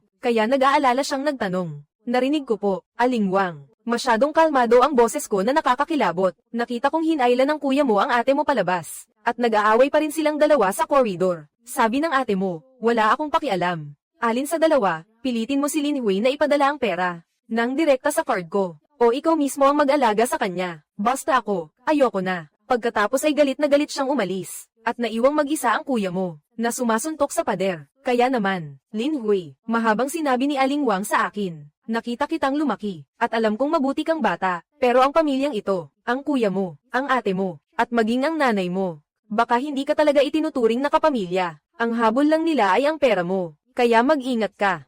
Huwag ka nang magpapaloko sa kanila. Alam ko na po, Aling Wang. Salamat po sa pagsasabi sa akin nito. Pagkababa ng telepono, lumakad ako patungo sa bintana, habang nakatingin sa abalang kalsada sa ibaba. Masyadong masakit sa mata ang sikat ng araw. Pero sumasakit ang mga mata ko. Akala ko noon, paborito lang ni nanay si kuya, at mangmang lang siya. Akala ko rin noon, mahina lang ang loob ni kuya, at wala lang sariling paninindigan. Pero ngayong araw lang, ko nalaman mula sa ibang tao, ang totoong kulay nila, at ang pinakapangit nilang pagkatao. Hindi lang pala iyon pagiging paborito, kundi sagad saring kasakiman. Hindi rin pala iyon kahinaan ng loob, kundi pinagplanuhang kaimbutan. Hindi sila isang pamilya, kundi isang sindikato ng interes. At ako, sa sindikato nilang ito, ang pinakamahalaga, at tanging ari-arian sa labas na maaari nilang isakripisyo. Ang 5,000 yuan na inihanda ko para kay nanay, ay hindi lang hindi nagdala ng kapayapaan, kundi nagpakita pa sa kanila ng bagong paraan. Para patuloy akong gatasan, napatawa na lang ako. Tinatawanan ko ang dati kong katangahan. At tinatawanan ko rin ang ilusyon nila sa hinaharap. Akala nyo ba talaga, sa parehong bitag, ay mahuhulog ako ng 2 beses? Nilabas ko ang aking cellphone, at hinanap ang numero ng kaibigan kong abogado. Sabay tawag sa kanya, "Hello, attorney Zhang, gusto ko sanang sumangguni, tungkol sa legal na obligasyon ng suporta ng anak sa magulang, lalo na sa paraan ng pagbabayad ng mga gastusing medikal. Ang laro, ay dapat nang baguhin ng patakaran. Lin Qiang, Zhang Li, at ang mahal kong nanay. Ang pinagplanuhan ninyong drama tungkol sa pagkakasakit, ay mukhang hindi na makakakuha sa akin. Bilang inyong tanging manonood at sponsor, ang pakikipag-usap ko kay attorney Zhang, ay parang paghahanap ng dulo ng sinulid sa isang magulong buhol. Si attorney Zhang ay senior ko noong kolehiyo. Prangka siyang magsalita, propesyonal at mabilis kumilos. Matapos niyang pakinggan ang kwento ko, lalo na ang bahaging sinabi ni Aling Wang tungkol sa negosyo nilang pagkakasakit, 3 salita lang ang sinabi niya para ilarawan ito. Masyadong tipikal. Lin Hui, huwag kang mag-alala, at huwag mong dibdibin. Ang ganitong mga kaso, ay marami na akong nahawakan. Malamig niyang ipinaliwanag sa kabilang linya. Sa batas, ang obligasyon ng anak na suportahan ang magulang, ay hindi matatakasan. Kabilang dito ang pinansyal na suporta, pag-aalaga sa araw-araw, at emosyonal na kalinga, pero patas at makatwiran din ang batas. Nagbibigay ka ngayon ng 200 yuan buwan-buwan, at dahil nasa probinsya ang nanay mo, at may kuya ka pa na dapat katuwang sa pagsuporta,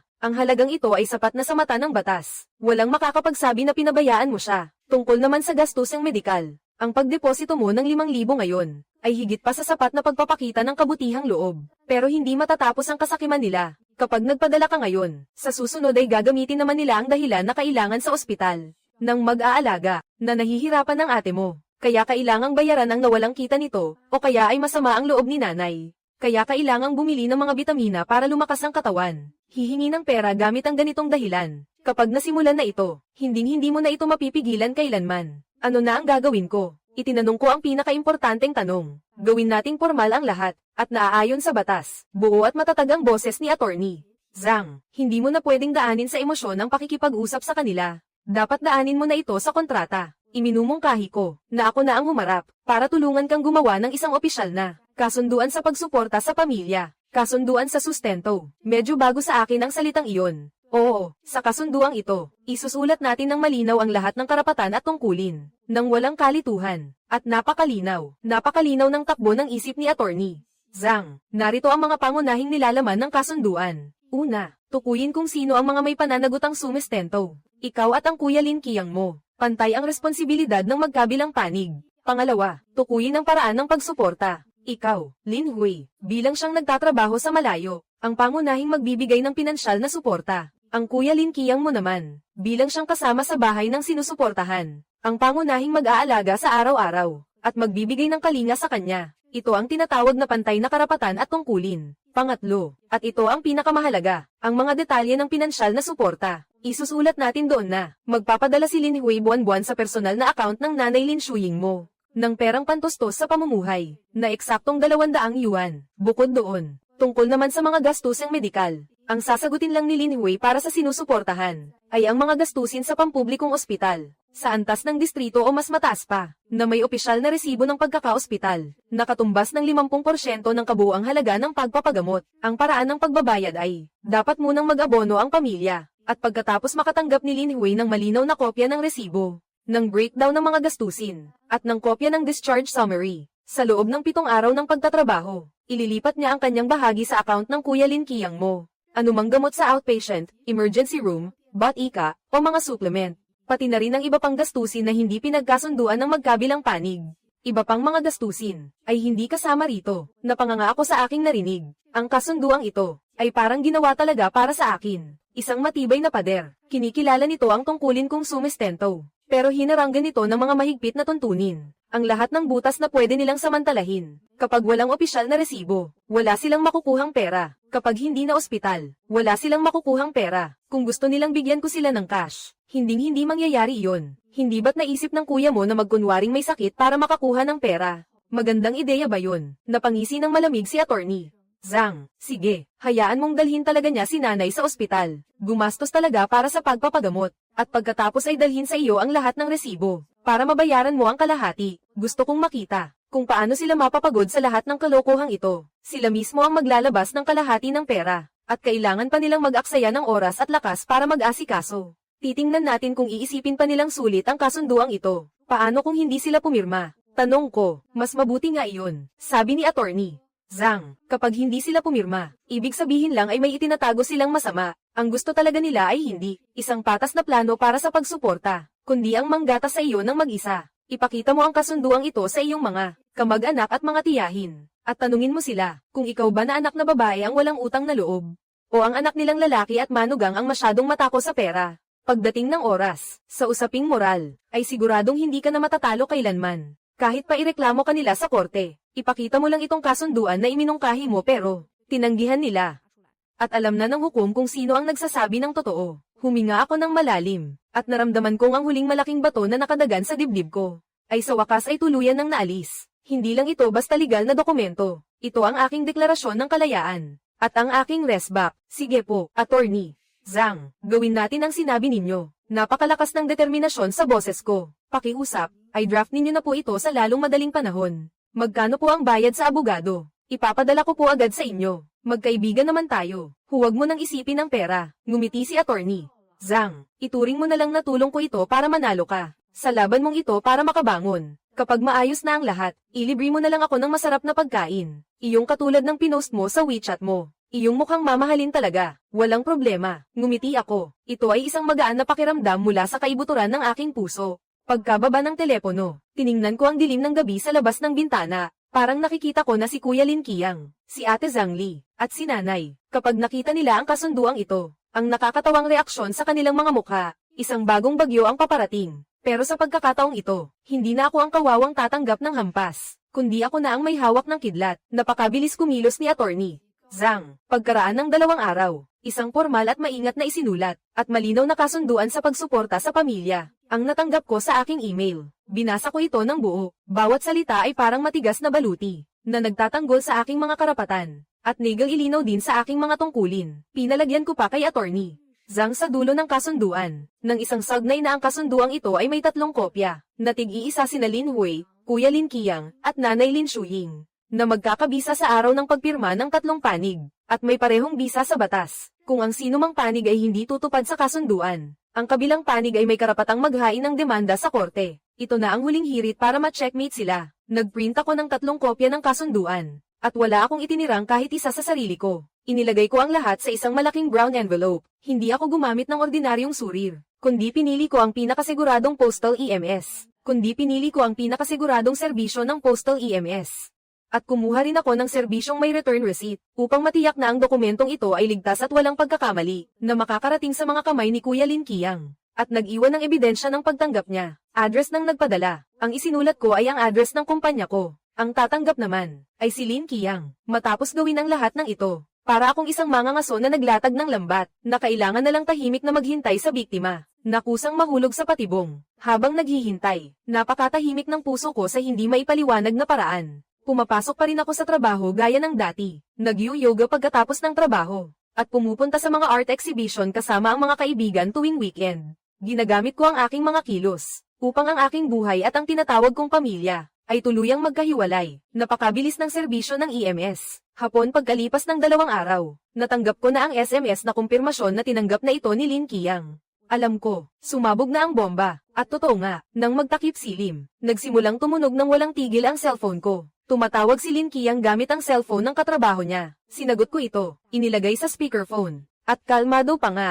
na nagtimpla ng isang tasa ng tsaa para sa sarili ko. Lin Hui, nababaliw ka na ba talaga? Ano itong ipinadala mo sa amin? Pagkasagot pa lang ng tawag, galit na galit si Lin Qiang na halos magbago ang boses. At sumabog ang kanyang pasiga na boses. Sobrang lakas nito na halos mabasag na ang tunog. Hinihipan ko ang usok ng mainit na tsaa. Humigop ng kaunti, saka dahan-daang nagsalita, kasunduan sa pagsuporta sa pamilya yan. Malinaw na nakasulat ang lahat doon. Hindi mo ba binasa? Babasahin. Anong babasahin ko riyan? Sigaw niya. Anong tingin mo sa amin? Anong tingin mo kay nanay? Obligasyon nating suportahan ang mga magulang natin. Tapos ngayon gusto mo kaming papirmahin sa kontrata. Wala ka na ba talagang hiya? Gusto mo bang malaman ng buong nayon, na ikaw na nakapagtapos ng kolehiyo ay walang utang na loob sa pamilya? At dahil lang sa pera, ay handang kalabanin sa korte ang sarili mong kuya at nanay. Kuya, huwag ka munang magalit. Ang boses ko ay kalmado tulad ng malalim na tubig. Ginawa ko ang kasunduang ito, para mas maayos na masuportahan si nanay. At para maiwasan na nating magkapatid ang muling magkaaway at magka-misunderstanding dahil sa pera, tingnan mo ang mga tuntunin sa kasunduan. Walang bawas kahit isang sentimo ang dapat kong ibayad.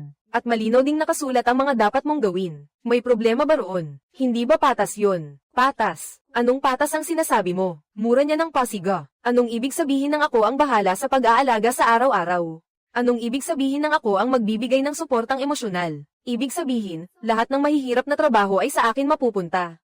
Habang ikaw ay nandoon lang sa malayo at nagpapadala ng pera, nang walang kahirap-hirap, at saka itong bayad sa ospital. Anong ibig sabihin ng kalahati lang ng bayad sa ospital ang sasagutin mo? Saan naman ako kukuha ng ganoong kalaking pera para mag-abono? Ikaw ang nagpasakit kay nanay dahil sa galit, kaya dapat ikaw lang ang magbayad ng lahat, habang nakikinig sa kanyang pagsigaw. Isang malamig na ngiti ang sumilay sa aking mga labi, nataranta na siya. Sa wakas, ang tunay niyang iniisip, ay naisigaw na niya ng buo. Ang gusto niya, ay hindi kailanman naging patas. Ang gusto niya ay ako ang umako sa lahat, habang siya naman ay nakaupo lang at nakikinabang. Kuya, mali ang sinasabi mo. Kalmado ko siyang sinagot, si nanay ay nanay nating dalawa. Hindi lang sa akin. Ayon sa batas, may pantay na tungkulin ng mga anak na mag-alaga sa magulang. Ako ang magbabayad ng pera, at ikaw naman ang mag-aalaga. Hindi ba makatwiran ang hatian na ito? Kung wala kang pera para mag-abono, pwede mong piliin na patirahin si nanay sa mas murang kwarto sa ospital, at gamitin ang mga gamot na sakop ng insurance. Sa ganoong paraan, hindi ba mas gagaan ang pasanin mo sa pag-abono?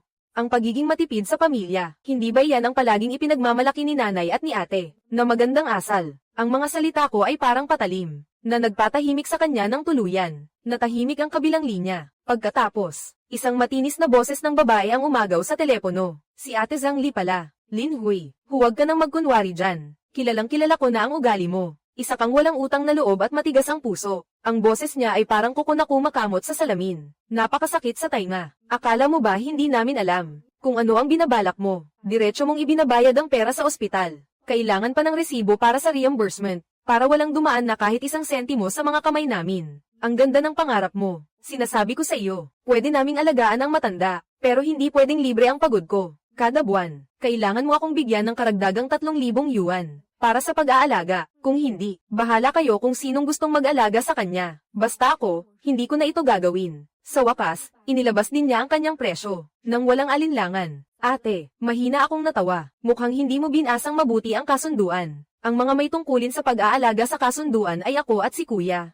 Hindi ka kasama rito. Sa usaping legal, wala kang obligasyong alagaan si nanay. Siyempre, wala ka ring karapatang humingi ng pera sa akin. Ikaw, halos hindi makahinga si Zhang Li sa sobrang inis sa akin. Tungkol naman kay kuya, bilang anak na lalaki, legal niyang obligasyon na alagaan ang sarili niyang ina. Kung ayaw niyang tuparin ito, pwede kong gamitin ang kasunduang ito para aigmanda siya, at hilingin sa korte na pilitin siyang sumunod.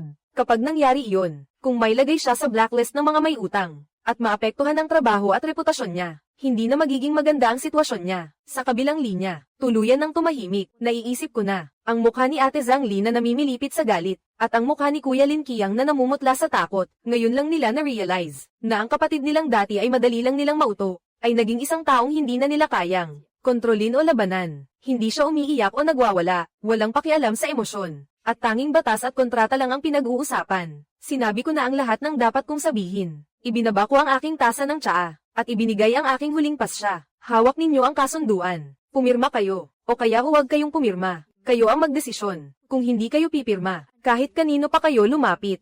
Ang perang dapat kong ibigay, hindi ko babawasan kahit isang sentimo, pero ang hindi ko dapat bayaran. Huwag kayong umaasang makakakuha kahit isang sentimo. Kung gagamitin niyo ulit ang pagkakasakit ni nanay, para lokohin ako, o guluhin ako sa ibang paraan, sa susunod nating pagkikita, hindi na sa bahay, kundi sa korte na. Pagkatapos kong sabihin iyon, hindi ko na hinintay ang reaksyon nila, at agad kong ibinaba ang telepono. Tumayo ako, at lumapit sa malaking bintana. Sa labas, nagsisimula ng magsindi ang mga ilaw sa lungsod, at ang tanawin sa gabi ay nagniningning na parang mga bituin. At alam ko, doon sa malayong probinsya, ang apoy na ako mismo ang nagpaninggis, ay nagsisimula palang lumiyab ng matindi. Hindi na muling tumawag si kuya at si ate. Inaasahan ko na ito, ang kasunduang iyon na nakasulat sa papel, ay parang isang mataas na pader na hindi nila malalagpasan, na hamarang sa lahat ng kanilang mga manipulasyon at panlilinlang. Alam nila na, kahit ano pang sabihin nila, iisa lang ang magiging sagot ko. Sundan ng kasunduan. Naging tahimik ang sumunod na linggo. Walang anumang gulo. Nagsimula pa nga akong magduda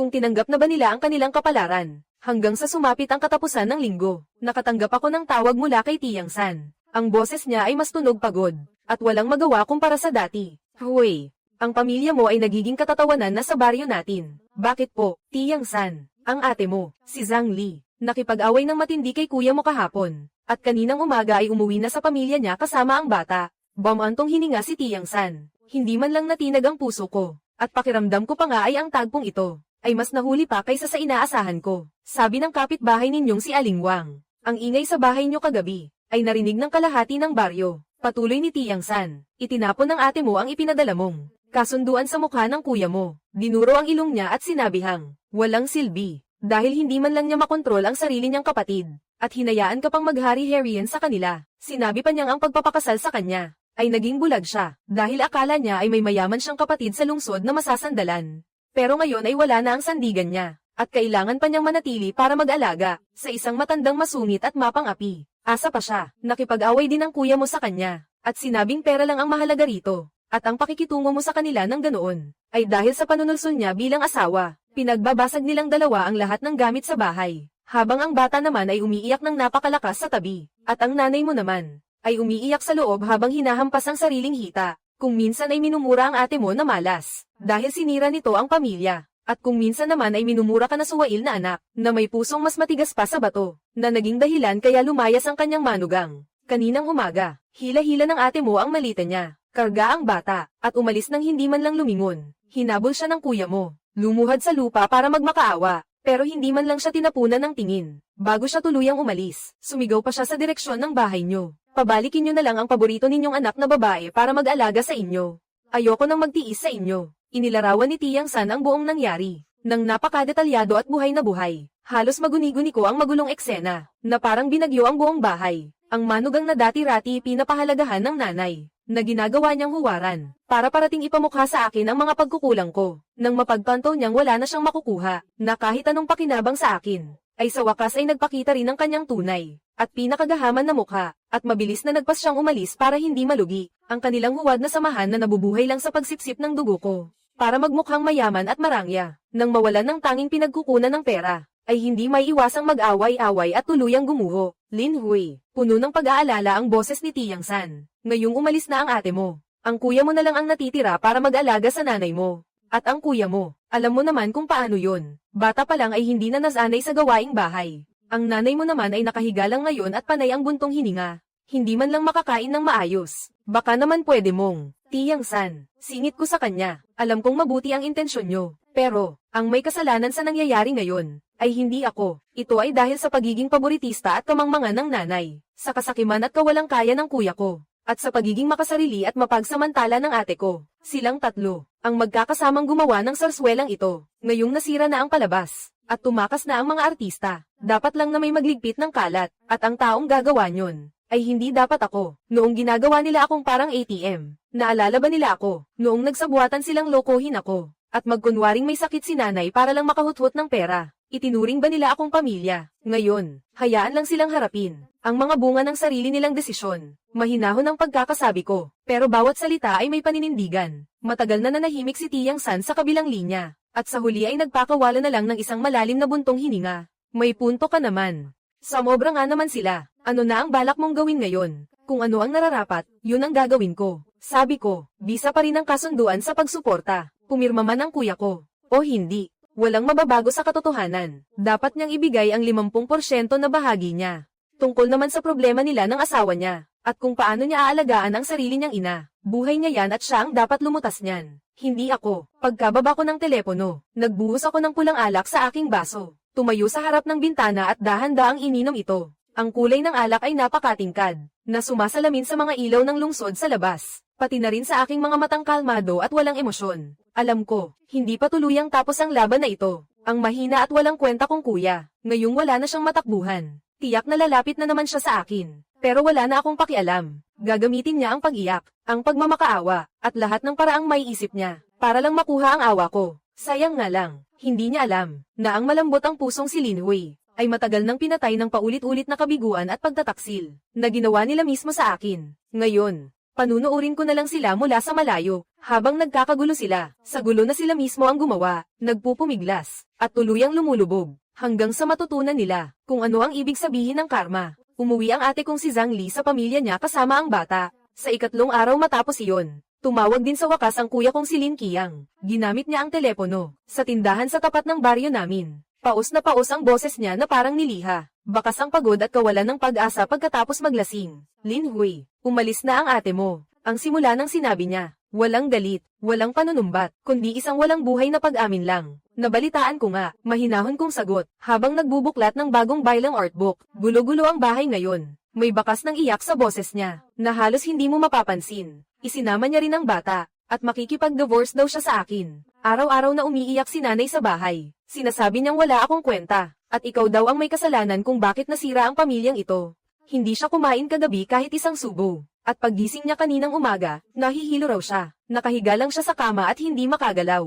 Nilaipat ko ang pahina ng artbook. Isang magandang larawan ng mabituing langit ang nandoon. Dalhin mo siya sa ospital para magpatingin. Sabi ko, kung umatake ang high blood niya, hindi dapat yan pinapabayaan. Sa ospital, anong ipapambayad ko? Biglang lumakas ang boses niya. Nawala agad ang nagkukunwaring kapanatagan niya. Wala na akong kahit isang dulang dito. Noong umalis si Zhang Li, tinangay niya lahat ng natitirang ipon namin. Kahit nga ang pambayad sa tawag na ito, inutang ko lang sa may-ari ng tindahan. Kuya, isinara ko ang aking artbook, nang walang anumang emosyon sa aking boses. Nalimutan mo na ba? May ipinadala akong dokumento sa iyo. Natahimik ang kabilang linya. Ang kasunduan sa suporta sa pamilya. Paalala ko sa kanya, nakasulat doon ng malinaw ang tungkol sa mga gastusing medikal. Malinaw na malinaw ang pagkakasulat doon. Dalhin mo si nanay sa pampublikong ospital ng bayan para magpagamot. Bayaran mo muna ang mga gastusin. At pagkatapos ay ipakita mo sa akin ang lahat ng opisyal na resibo. Babayaran ko ang 50%.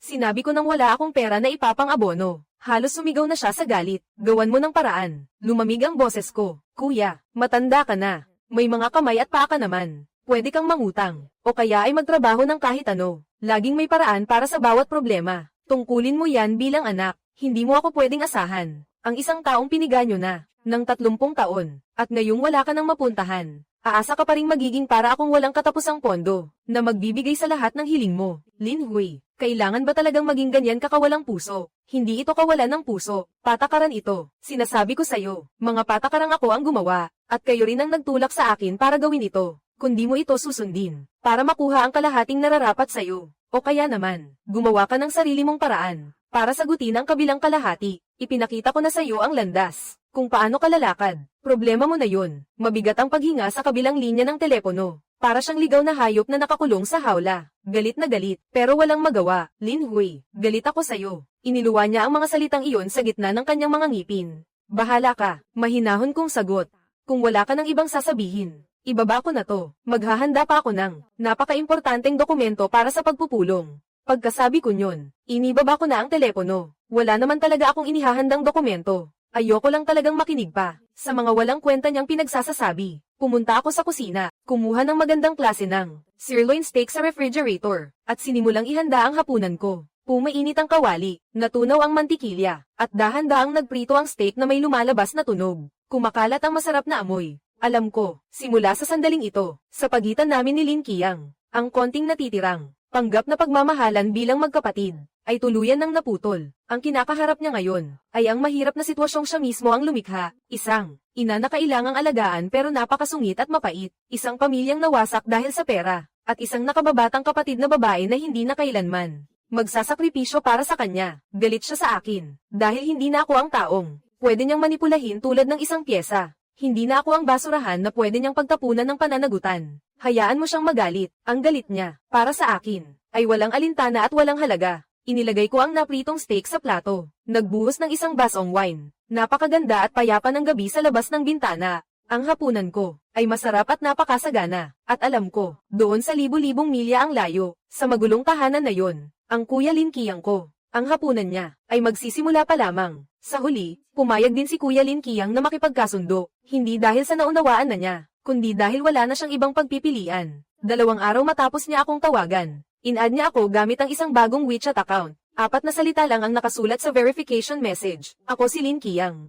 In-accept ko ito. Walang paligoy-ligoy. Direkta siyang nagpadala ng ilang larawan. Mga resibo iyon ng outpatient mula sa ospital ng bayan. Resibo ng mga gamot, at may sulat kamay na record ng medikal. Pinalaki ko ang mga larawan, at tiningnang mabuti. Ang petsa sa resibo ay sa mismong araw na iyon. Pangalan ay Lin Shuying, at ang diagnosis ay acute gastroenteritis, kasama ang regular na pagsusuri sa alta presyon. Malinaw na nakasulat ang lahat ng detalye. Ang kabuuang nagastos ay 482.2 yuan. Ang pulang selyo ng ospital ay kitang-kita sa larawan. Nakasulat sa magulong sulat kamay sa record na 2 araw nang sumasakit ang tiyan at nagtatay ang pasyente. May kasamang pagkahilo at pagsusuka. Inirerekomenda ng doktor ang pagswero, pero tumanggi ang pamilya matapos pag-isipan, at humingi na lang ng gamot na maiinom. Nang makita ko ang mga salitang tumanggi ang pamilya matapos pag-isipan, napangiti ako ng bahagya. Naiisip ko na ang nangyari. Inirerekomenda ng doktor ang pagswero, para mabilis gumaling. Pero mahal ang bayad. Pagkarinig pa lang ni kuya sa presyo, umatras na agad siya. Dahil ibig sabihin yun, kailangan niyang maglabas ng mas malaking pera.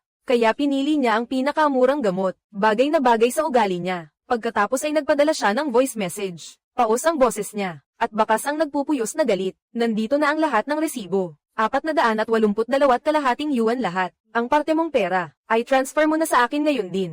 Hindi ko pinansin ang voice message niya. Kalmado akong nag-type ng reply. Ayon sa Artikulo 3, Seksyon 2 ng Kasunduan. Ang sasagutin ko lang ay ang gasto sa pagpapagamot kapag na-confine sa ospital, na 50% ng kabuuang halaga. Ang mga gastos sa outpatient ay hindi kasama sa babayaran ko. Pakibasa ng mabuti ang kasunduan. Pagkasend ko ng mensahe, biglang tumahimik ang kabilang linya. Naiisip ko pa nga, ang itsura niya nang mabasa ito. Siguradong namula sa galit ang mukha niya na parang atay ng baboy. Lumipas ang 5 minuto, bago siya nagpadala ng voice message na halos isiga niya. Lin Wei, pinaglalaroan mo ba ako? Gusto mo ba talagang mamatay si nanay? Nagpatuloy ako sa pag-type, na parang isang walang emosyong AI customer service, ang kasunduan. Ang tanging batayan sa paglutas ng isyu ng suporta, sa pagitan nating dalawa. Kung sa tingin mo, ay malubha ang sakit ni nanay at kailangang ma-confine, mangyaring asikasuhin ang pag-admit sa kanya. Lahat ng gastos na naaayon sa kasunduan, babayaran ko ng buo ng walang kulang. Pero kung outpatient lang ang pipiliin mo, kayo ang dapat magbayad ng mga gastusin. Malinaw na nakasulat iyan sa kasunduan. Itim sa puti, at may bisa sa batas. Nagmura siya ng putya, pero pinigilan din niya ang sarili. Alam niya, na walang silbi ang pagmumura sa akin. Ang kasunduan lang ang sinusunod ko ngayon. Muling naghari ang mahabang katahimikan. Marahil ay mabilis niyang pinag-iisipan ang mga pagpipilian. Kung ipapakonfine niya si nanay, kailangan niyang maglabas ng malaking pera, at kailangan pa niyang mag-alaga araw at gabi. At sa huli ay kalahati lang ang mababawi niya. Pero kung hindi naman ipapakonfine, kailangan niyang pasanin ito ng mag-isa. Itong halos 500 yuan na bayad sa klinika, para sa kanya. Malaking halaga rin ito. Nasadlak siya sa sarili niyang gawang gulo. Sa huli, tila tinanggap na niya ang kanyang kapalaran. Nagpadala siya ng ilang salita, na parang nanggigigil na sinabing, ang lupit mo. Hindi ako sumagot. Ang bagay na ito, para sa akin, ay tapos na. Pagkaraan ng kalahating oras, nakatanggap ng notifikasyon ng aking mobile banking. May nag-transfer ng 241 yuan and 25 cents sa aking account. Ang nakalagay na mensahe ay, Lin Wei, ito ang perang dapat mong bayaran. Ngayon, ibinabalik ko na sa iyo. Hindi ako manlalamang sa iyo kahit isang kasing. Huwag mo ring subukang takasan ang tungkulin mo, Lin Qiang. Habang nakatitig sa mensahe ng transfer, natulala ako ng halos kalahating minuto. Pagkatapos, hindi ko napigil ang mapatawa ng malakas. Ang kuya ko na ito, ay talagang napakatanga na nakamamangha, para sa kanyang kaawa-awang pride. Para magmukhang hindi siya nagmamakaawa sa akin na bayaran ito, kundi nag-abono lang siya para sa akin. Sa perang dapat kong bayaran, ay naglabas talaga siya ng sarili niyang pera, para ibalik sa akin ang halagang ito. Siguro iniisip niyang, sa ganitong paraan ay maiinis niya ako, at makakaramdam ako ng guilt. Nagkakamali siya. Wala akong naramdamang kahit kititing na guilt. Sa halip, naramdaman ko ang labis na kaiganhawahan. Agad kong tinanggap ang pera. At pagkatapos, ang bagong WeChat account na ito, gaya ng kanyang dating numero ng telepono, ay mabilis at walang pag-aalinlangan kong ibinlock. Lin Qiang, salamat sa iyong 241 yuan and 25 fen. Ang perang ito, ibibili ko ng masarap na alak mamayang gabi, para itagay sa iyong katangahan at walang lunas na pride. Nagbayad ka para sa iyong dignidad, at naningil naman ako para sa aking kalayaan. Wala na tayong utang sa isa't isa. Patas lang ito. Ang palabas ng kuya ko tungkol sa pag-abono ng bayad sa gamot, ay parang isang malaking biro. Ito ang nagtapos sa halos 2 buwang labanan, na nag-iwan ng isang kakatuwang tuldok. Mula noon, hindi na niya ako kinontak sa anumang paraan. Sa tingin ko, ang 482 yuan and 50 fen na bayad sa klinika, kasama ang ibinalik niya sa aking 241 yuan and 25 fen, na may kabuuang mahigit 700 yuan na butas sa bulsa niya, ay nagpamulat sa kanya sa katotohanan. Ang kalabanin ako, hindi lang siya walang mapapala, kundi malulugi pa siya ng lubusan. At ako naman, ay tuluyan ng nakamit ang sarili kong tahimik at malayang buhay. Mas naging focus ako sa aking trabaho. At hindi nagtagal, dahil sa pamumuno ko, sa isang matagumpay na proyekto, ay na-promote ako at nataasan ng sahod. Noong araw na natanggap ko ang bagong offer, hindi ko ito sinabi sa kahit kanino. Pumunta lang ako sa isang mamahaling tindahan ng alahas. At gamit ang unang sahod ko matapos ang promosyon, ay ibinili ko ang aking sarili ng matagal ko ng gustong kwintas na may brilyante. Nang isuot ko ang kwintas, habang nakatingin sa nagniningning kong sarili sa salamin, sa unang pagkakataon ay naramdaman ko talaga na ang liwanag na galing sa sarili kong pagsisikap ay napakakinang at kahanga-hanga. Pagdating ng katapusan ng linggo, hindi na ako nagmumukmak sa bahay. Sa halip, ginagamit ko ang bago kong kotse para libutin at tuklasin ang bawat sulok ng lungsod. Nanunood ako ng mga konsyerto, pumupunta sa mga art exhibit, nag-aaral mag-ayos ng bulaklak, at kumakain ng iba't ibang masasarap na pagkain. Sa mga social media posts ko, wala nang kahit anong bakas ng pamilyang iyon. Puno na ito ng aking makulay, masaya, at masiglang buhay. Paminsan-minsan, nagpapadala ng mensahe sa WeChat si Tiang San. Pasimpleng ibinabalita sa akin ang mga nangyayari sa probinsya. Sinabi niya, parang ibang tao na raw si Kuya Lin Qiang. Hindi na siya nagmamadaling makipagsumbatan sa akin, kundi tahimik na lang na pinapasan ang lahat. Nahanap siya ng trabaho bilang extra sa kalsada at konstruksyon. Kumakayod sa araw, at umuuwi sa gabi para ipagpaluto si nanay. Sila ring dalawa, hindi man lang nakakatatlong pangungusap sa isang araw. Napakalungkot at napakatahimik ng buong bahay. Sabi pa niya, maayos naman na ang katawan ni nanay, pero ang espiritu at pag-iisip niya ay pahina ng pahina araw-araw.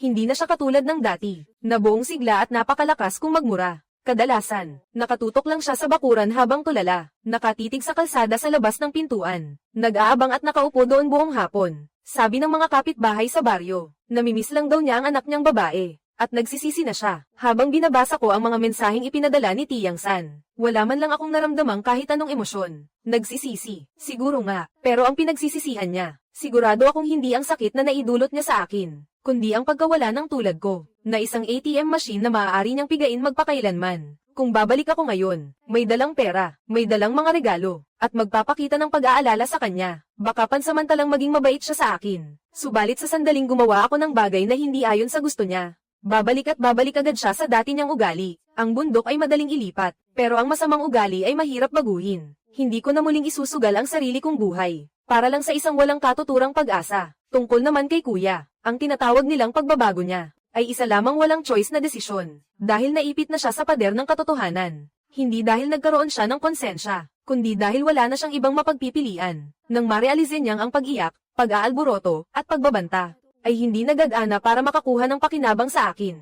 Wala siyang ibang magagawa kundi piliin ang pinakatanga, at tanging paraan para panagutan ng sarili niyang buhay. Isa siyang lalaking tinanggalan ng lahat ng ilusyon at takasan, na napilitang tanggapin ang kanyang kapalaran. Hindi ako naaawa sa kanya. Sa tingin ko nga, tama lang iyan sa kanya. Pagkalipas ng ilang buwan, sa isang karaniwang hapon, nakatanggap ako ng isang tawag, na labis kong ikinagulat, si Ate Zhangli. Ang mabait kong mabuting hipag na matagal nang nawala, tunog pagod at hapo ang boses niya. Pero halatang halata ang pagsisikap niyang magpakumbaba, para lang sadyang sumipsip at magpalakas sa akin. Lin Hui, ako ito, may kailangan ka. Napakalamig ng tono ng boses ko. Nagproseso na kami ng diborsyo ni Kuya Lin Qiang. Huminto siya ng sandali, tila inoobserbahan niya ang aking reaksyon. Sa akin napunta ang bata, nagbibigay siya ng 800 yuan buwan-buwan para sa suporta. Congratulations, sabi ko. Tila natigilan siya sa dalawang salitang sinabi ko, at nagmamadali siyang nagsabi, Lin Hui, tumawag ako sa iyo ngayon, hindi para sa kung ano paman, kundi para humingi ng tawad sa iyo. Noon, naging isip bata ako, nasilaw ako sa pera, palagi kong iniisip kung paano ka mapagsasamantalahan, at nakisama pa kay nanay sa pagsasalita ng masama laban sa iyo. Nagkamali ako, alam ko na talagang nagkamali ako, patawarin mo ako. May bahid ng iyak ang kanyang boses, na tila napakatapat pakinggan. Kung noon siguro ito, baka lamambat pa ang puso ko. Pero ngayon, natatawa na lang ako. Tapos ka na ba? Tanong ko. Lin Hui, huwag kang maging ganyan. Nagpanik siya. Tapat ang pagsisisi ko. Tingnan mo, naging pamilya pa rin naman tayo. Sa susunod, kung may kailangan ka mang tulong mula sa akin, sabihin mo lang. Mag-isa ko na ngayong pinapalaki ang bata, at hindi talaga ito madali. Sa wakas ay naintindihan ko na, ang tunay na layunin ng tawag niyang ito. Nakipagdiborsyo siya kay Kuya, kaya nawalan siya ng pangmatagalang mapagkukunan ng pera kay Lin Qiang. Masyado niyang pinagmalaki ang sarili niya, at minaliit ang hirap ng pagiging isang solong ina. Ngayon, muli na naman siyang nagbabalak na gamitin ako. Inakala niya, na ang isang murang paumanhin, ay makakapag-burn na sa lahat ng sakit ng nakaraan. Inakala niya, nasa pamamagitan ng pagpapakita ng kahinaan at pag-arte na kaawa-awa, ay muli siyang makakakuha sa akin. Nang pagkakataong mapagsamantalahan ako, Zhang Li, pinutol ko ang kanyang sinasabi, na walang kahit anong init sa aking boses. Hindi ko kailangan ng tulong mo. Ang buhay ko ay maayos naman ngayon. Bukod pa riyan, may itatama lang ako sa iyo. Tayo ay hindi kailanman naging pamilya. Dating asawa ka lang ni kuya. Isang estranghero na walang anumang legal na relasyon sa akin. Kaya, pakiusap, huwag mo nang tatawagan muli ang numerong ito. Pagkatapos nyon, agad ko nang ibinaba ang tawag. At pagkatapos ay inilagay ko ang kanyang numero sa humahaba kong blacklist. Samandal ako sa aking office chair, habang nakatingin sa asul na langit sa labas ng bintana. Sila, isa-isa, ay lumapit sa akin, gamit ang lahat ng paraan, para subukang hilahin akong muli pabalik sa putikang iyon. Ngunit nabigo silang lahat, dahil nakapagtayo na ako ng isang matibay na kastilyo. Ang kastilyong ito ay gawa sa matatag na puso, at mga laryo mula sa paulit-ulit na kabiguan, na unti-unting binuo. Ang mundo ko ay hindi na kailanman mangangailangan ng sinuman sa kanila. Ang aking hinaharap ay ako mismo, ang ganap na magpapasya. Ang oras ang pinakamahusay na pansala, na kayang mag-alis sa buhay ng karamihan sa mga walang kwentang ingay. Matapos kong i-block si kuya, si nanay, si ate, at ang iba pang mga kamag-anak na nagtangkang mang-guilt trip sa akin, naging napakatahimik ng mundo ko, na parang nasa loob ng isang vacuum glass dome. Sa isang kisap mata, taglamig na naman. Mula nang pabalaykan ko si nanay sa probinsya, mahigit isang taon na ang lumipas. Sa taong ito, na-promote ako, tumaas ang sahod ko, bumili ng mas magandang kotse, at sa isang mas mamahaling subdivision. Sa sentro ng lungsod, bumili ako ng malaking apartment. Ang buhay ko ay parang isang magandang stock, na patuloy ang pag-angat, nang walang anumang senyales ng pagbagsak. Hindi na ako kailanman bumalik sa probinsya, at hindi na rin ako nakatanggap ng anumang tawag mula sa pamilyang iyon. Ang 200 yuan buwan-buwan ay ipinapadala ko sa tamang oras na parang nagbabayad lang ng kuryente at tubig. Ang perang iyon, ang buwanang hulog ko para putulin ang ugnayan sa pamilya, na nagpapaalala sa akin ng halaga ng kalayaan, at ng kahangalan ng aking nakaraan. Akala ko, ako at ang pamilyang iyon, ay magkakalayo na lang sa katahimikan, at unti-unting magiging estranghero, hanggang sa tuluyan ng maging dalawang linyang magkahilera na hindi kailanman magtatagpo, hanggang sa makatanggap ako ng tawag mula kay Direktor Wang ng Komite ng Nayon. Si Lin Hui ba ito? Ako ito, si Direktor Wang ng Nayon. Naaalala mo pa ba ako? Ang boses ni Direktor Wang ay may taglay na, kakaibang init at sigla ng mga taga-probinsya. Magandang araw po, Direktor Wang. Opo, naaalala ko po. Bakit po kayo napatawag? Nako, magandang balita ito. Napakagandang balita. Halatang masigla at excited ang boses ni Direktor Wang. Ang bahaging timog ng Nayon natin ay gagawing development zone, kaya jejebin na ang mga bahay doon para sa relokasyon. Ang lumang bahay ninyo ay sakop mismo ng pulang linya ng proyekto. Base sa bilang ng tao at sukat ng lupa, makakakuha ang pamilya ninyo ng malaking kompensasyon. At may kasama pang 2 unit ng relokasyong bahay. Demolition. Ang salitang iyon ay parang isang bato, na inihagis sa tahimik kong puso, na lumikha ng maliit at walang kabuluhang alon. Ang bahay kung saan ako lumaki, na puno ng kalungkutan, away, at hindi patas na pagtrato, ay mawawala na. Wala akong naramdamang lungkot kahit kaunti. Sa halip, nakaramdam ako ng gun sa loob na tila nabawasan ng mabigat na pasanin. Naintindihan ko po, Direktor Wang. Salamat po sa pagpapalam sa akin. Lin Hui, tungkol sa bagay na ito, kailangang bumalik ng may-ari ng bahay at ng lahat ng nakarehistro sa rehistro ng pamilya para pumirma at magkumpirma. Ang nakatalagang may-ari ng bahay ninyo ay ang tatay mo, pero pumanaw na siya, kaya ngayon ay sinanay mo na. Nasa rehistro rin kayo ng kuya mo, kaya kayong tatlo ay kailangang pumunta rito sa harap ng mga tauhan ng demolition para personal na pumirma at mag-iwan ng fingerprint. Paliwanag ni Direktor Wang. Tingnan mo, kailan ka ba may oras para umuwi? Habang tinitingnan ko ang aking schedule, katapusan na ng taon, napakaraming trabahong kailangang asikasuhin. Pero alam ko, ang bagay na ito, hindi ko ito matatakasan. Isa rin itong pagkakataon para tapusin na ang lahat ng tuluyan. Uuwi ako sa susunod na katapusan ng linggo. Ang tiyak kong sagot. Sige.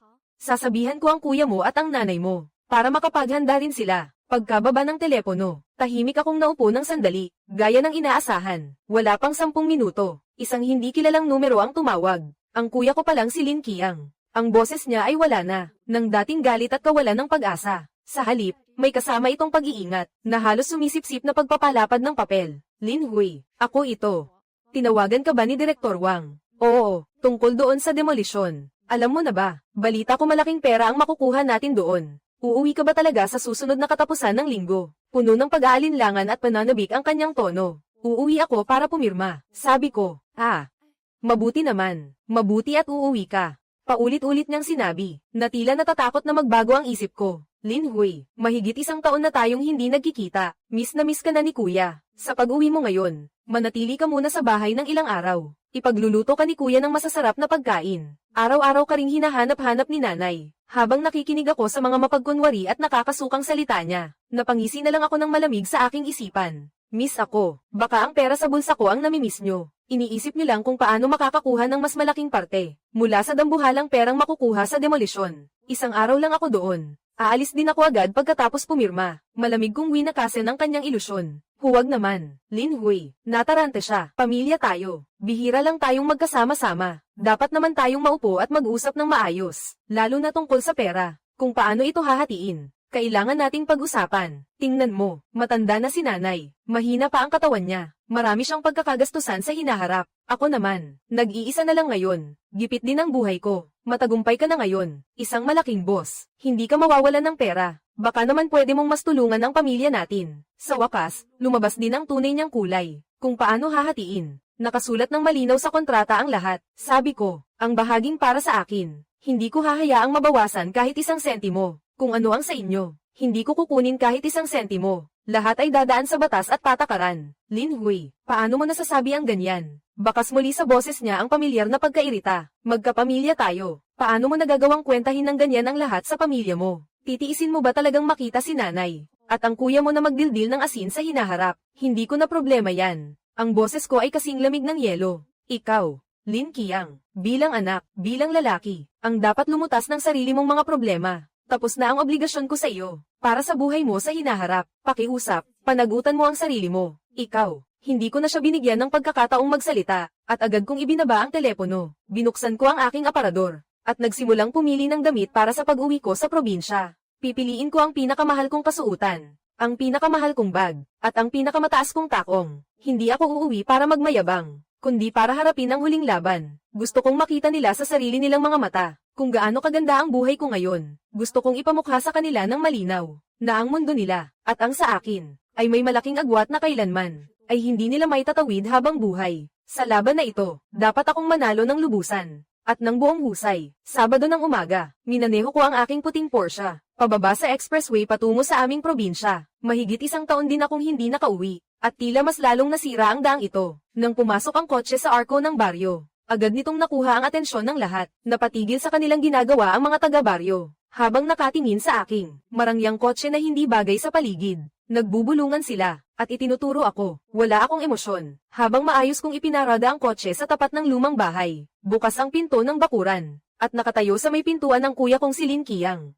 Isang nakatingin sa akin, mukha siyang tumanda ng mahigit 10 taon kumpara noong nakaraang taon. Manipis na ang buhok, at medyo kuba na rin. May suot siyang lumang jacket na kupas na ang kulay, at ang sapatos niya ay punong-puno ng putik. Ang panahon at ang bigat ng buhay ay tuluyan ng nagpabago sa kanya, na halos hindi ko na makilala. Isang lalaking may katangian ng taga-probinsya. Nang makita niya akong bumaba sa kotse, natigilan siya. Tulala siyang nakatingin sa akin. Nakatitig sa suot kong Chanel na bagay sa akin, at sa suot kong Cartier na relo sa aking palso. Sa kanyang mga mata, una ay gulat, kasunod ang kawalan ng tiwala sa sarili, at sa huli ay naging isang malalim na inggit at puot. Lin Hui, nakabalik ka na pala, matabang niyang sabi. Tumango lang ako, at dumiretso sa loob ng bakuran. Puno ng matataas na damo ang bakuran. Nakatambay si nanay sa may pintuan ng sala, habang kumakain ng buto ng sunflower. Tumanda na rin siya ng husto. Puting-puti na ang kanyang buhok, payat na payat ang kanyang katawan. Para siyang tuyong kahoy na natuyo sa hangin. Inangat niya ang kanyang ulo. Tumingin sa akin ang kanyang malalabong mata. Gumagalaw ang kanyang mga labi, pero walang lumalabas na boses. Ang babaeng iyon na dating makaturo sa ilong ko, at kayang magmura ng kalahating oras. Ngayon, kahit isang buong pangungusap ay hindi na makapagsalita. Sa loob ng bahay, nandoon na si Direktor Wang at 2 nakaunipormeng mga kawani mula sa opisina ng demolisyon. Nandito ka na pala, Lin Hui. Tuloy ka, pumasok ka. Ikaw na lang ang hinihintay. Mainit akong binati ni Direktor Wang. Pumasok ako sa loob. May amoy ng amag at lumang gamit sa loob ng bahay. Inilabas ng kawani ang mga dokumento, at nagsimulang magpaliwanag sa formal na paraan, tungkol sa plano ng kompensasyon sa demolisyon. Ayon sa patakaran, ang lumang bahay at lupa ng pamilya natin, ay makakakuha ng kabuuang 1,600,000 yuan na cash, tsaka 2 bahay na tig 100 metro kwadrado. Ang nakapangalan sa titulo ay ang tatay ko, kaya kami ng kuya ko, bilang mga unang tagapagmana, at si nanay bilang asawa. Sa pangkalahatan, ay may pantay na karapatang maghati sa ari-ariang ito. Kung walang tutol, mangyaring pumirma na sa kasunduang ito. Ang paghahati ng cash na kompensasyon ay kailangang pagkasunduan sa loob ng pamilya. Sa attachment, isulat ng malinaw ang kanya-kanyang parte at bank account number. Direkta naming idideposito ang pera mula rito. Paliwanag ng kawani, biglang bumigat at bumilis ang paghinga ng kuya ko. Ano, sir? Kinuskus niya ang kanyang mga kamay, at nauutal na nagsalita, ang pereg ito. Pwede bang dagdagan ang mapupunta sa amin ni nanay? Ako lang ang nag-iisang lalaking anak sa pamilya. Ako ang mag-aalaga at maglilibing kay nanay sa hinaharap. Ang kapatid ko naman, hindi naman siya mangangailangan ng kaunting perang ito. Napakunot ang noo ng kawani, tumingin sa akin. Kailangan ninyong pagkasunduan yan sa pamilya ninyo. Hindi ako nagsalita, kumuha lang ako sa Hermes bag ko, ng isang kapal na mga dokumento, at inilagay iyon sa lamesa. Ang pinakaibabaw na papel, ay ang inihanda ni attorney Zhang para sa akin. Isang deklarasyon sa paghahati ng ari-arian. Hindi na kailangang pag-usapan pa. Malinaw at malamig ang boses ko, na umalingaw-ngaw sa tahimik na silid. Tama ang sinabi ni kuya. Hindi ko nga kailangan ng kaunting perang ito. Kaya, kusa kong isinusuko ang karapatan ko sa dalawang bahay. Mapupunta ang lahat ng bahay kay kuya at kay nanay. Biglang lumaki ang mga mata ng kuya ko, at lumabas ang labis na katuwaan sa kanyang mukha. Kahit si nanay na nakaupo sa may pintuan, ay napatayo sa sobrang tuwa. Pero, dito sa 1,600,000 yuan na cash, kukunin ko ang 1,000,000. Ang natitirang 600,000, sa inyo na. Ano? 1,000,000. Lin Hui, nababaliw ka na ba? Sa anong karapatan mo hihilingin ang 1,000,000? Higit isang taon ka nang walang pakialam sa pamilyang ito. Dahil dito, ipapaliwanag ko ang mga dokumentong ito. Isa-isa kong itinapon sa mesa. Ito ang kopya ng mga remittance mula sa Koreo. Para sa allowance na ipinapadala ko sa iyo buwan-buwan, noong nag-aaral ka pa sa kolehiyo. Aabot sa 18,000 yuan ang kabuuan nito. Ito naman ang bank transfer record.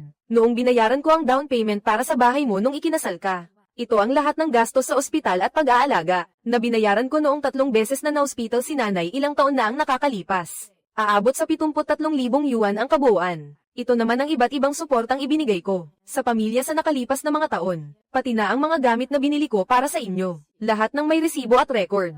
Aabot sa mahigit 150,000 yuan. Lahat ng ito, kapag pinagsama-sama, ay mahigit 440,000 yuan. Kung kukukwentahin batay sa halaga ng bilihin noon, at sa antas ng implasyon ngayon, katumbas na ito ng 1,000,000 yuan ngayon. Sobra-sobra na, di ba? Sa bawat salitang binibitawan ko, lalong namumutla ang mukha ng aking kuya. Tinititigan niya ako na tila isang halimaw. Nakatutok ang bibig na kasya na ang isang itlog. Wala man lang siyang may palabas na kahit isang salita. May isa pa akong sasabihin sa inyo. Tumingin ako kay nanay na kanina patahimik. Ang titig ko ay kasing talam ng kutsilyo. Noong nakaraang pagkakataon, tumawag si kuya at nagsinungaling na na-stroke ka raw. At nag-aagaw buhay na. Hindi ako umuwi, pero kinumpirma ko sa ospital. Noong isa pang pagkakataon, nagkaroon ka lang ng gastroenteritis. Kumuha si kuya ng resibo na mahigit 400, at pinapabayaran sa akin. Pero hindi ko rin binayaran. Pero, alam nyo ba, buwan-buwan, palihim akong nagpapadala ng tulong sa Charitable Association sa bayan. At nagtayo ng isang pondo, na nakalaan para sa mga matatandang nag-iisa, at sa medical fees ng mga mahihirap na estudyante. Sa loob ng mahigit isang taon, nakapag-donate na ako ng mahigit 200,000 yuan. Hindi sa wala akong pera, hindi rin sa wala akong mabuting puso. Tumayo ako, at tiningnan sila mula sa itaas. Gusto ko lang sabihin, ayoko nang aipakin ang pera ko at ang kabaitan ko sa mga taong walang katapusang takaw, at makasariling walang utang na loob. Itinuturo ako ni nanay, nangangatog ang buong katawan, namumula ang mukha na parang atay ng baboy. Hindi siya makahinga ng maayos, at matinding naubo. Dali-daling tinatapik ni kuya ang likod niya. Malamig kong pinagmasdan ang eksenang ito. Walang kahit kaunting emosyon sa puso ko. 1,000,000 yuan. Ito ang nararapat sa akin. Pumirma man kayo, o hindi, kukunin ko pa rin ito sa legal na paraan. Pagdating ng oras, magkita na lang tayo sa korte. Baka kahit ang 600,000 ito ay hindi nyo pa makuha.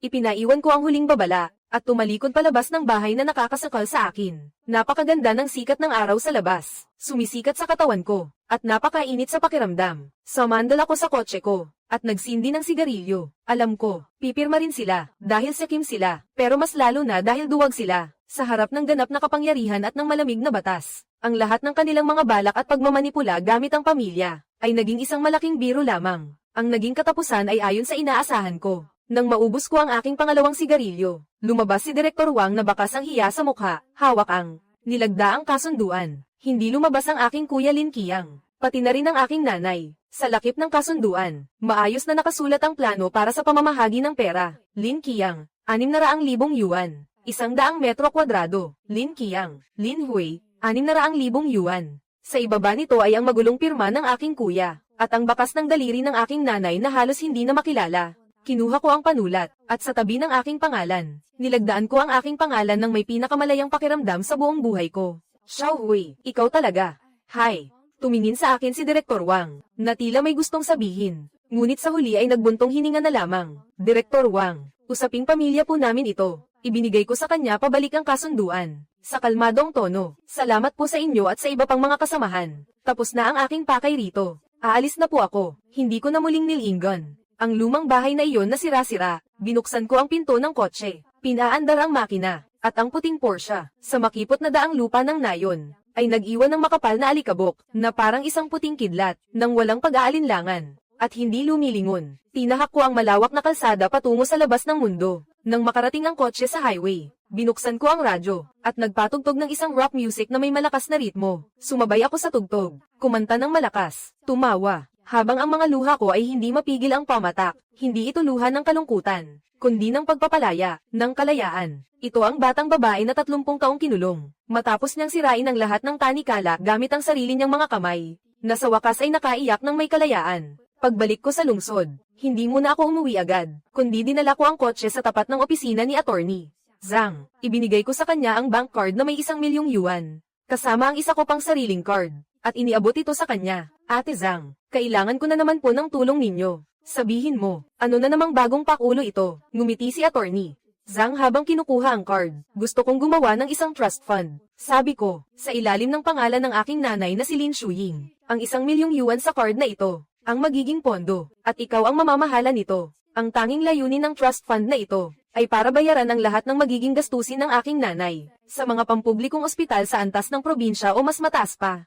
Para sa kanyang makatwirang pagpapagamot at pag-aalaga, babayaran ito batay sa mga opisyal na resibo. Ang kikitain ng pondo, ay magsisilbing bayad sa iyong pamamahala. Ang bisa ng trust fund na ito, ay hanggang sa pumanaw ang aking nanay, kung sakaling pumanaw siya, at may natira pa sa pondo. Kung gayon, ang lahat ng natitirang balanse, ay ganap na idodonasyon sa itinayo ko noong charity foundation na iyon, ang aking kuya Lin Qiang. At kahit sino paman, ay walang karapatang gumamit kahit isang kasing ng perang ito. Ang kailangan nyo lang gawin, ay siguraduhin ang bawat gastos, ay legal, sumusunod sa batas, at gagamitin lamang para mismo kay nanay. Matapos makinig ni Attorney Zhang, tiningnan niya ako, puno ng paghanga at kaunting gulat ang kanyang mga mata. Lin Hui, pinapahanga mo talaga ako. Taos puso niyang papuri, binigyan mo siya ng pagkakataong mabuhay. Pero tuluyan mo namang pinutol ang pag-asa ng iba. Pinutol mo ang mismong ugat ng problema. Ang lupit ng ginawa mo. Gusto ko lang, na huwag nang makatanggap pa ng anumang tawag na may kinalaman sa kanila. Ngumiti ako. Pakiramdam ko ay gama ng buong katawan ko. Ito na ang huling bagay na magagawa ko para sa kanya. Mula ngayon, buhay man siya o mamatay, wala na akong pakialam. Matapos asikasuhin ang mga papeles ng trust fund, lumabas ako ng opisina ng abogado. Gabi na, isa-isang nagsisipagsindi ang mga ilaw na niyan sa lungsod,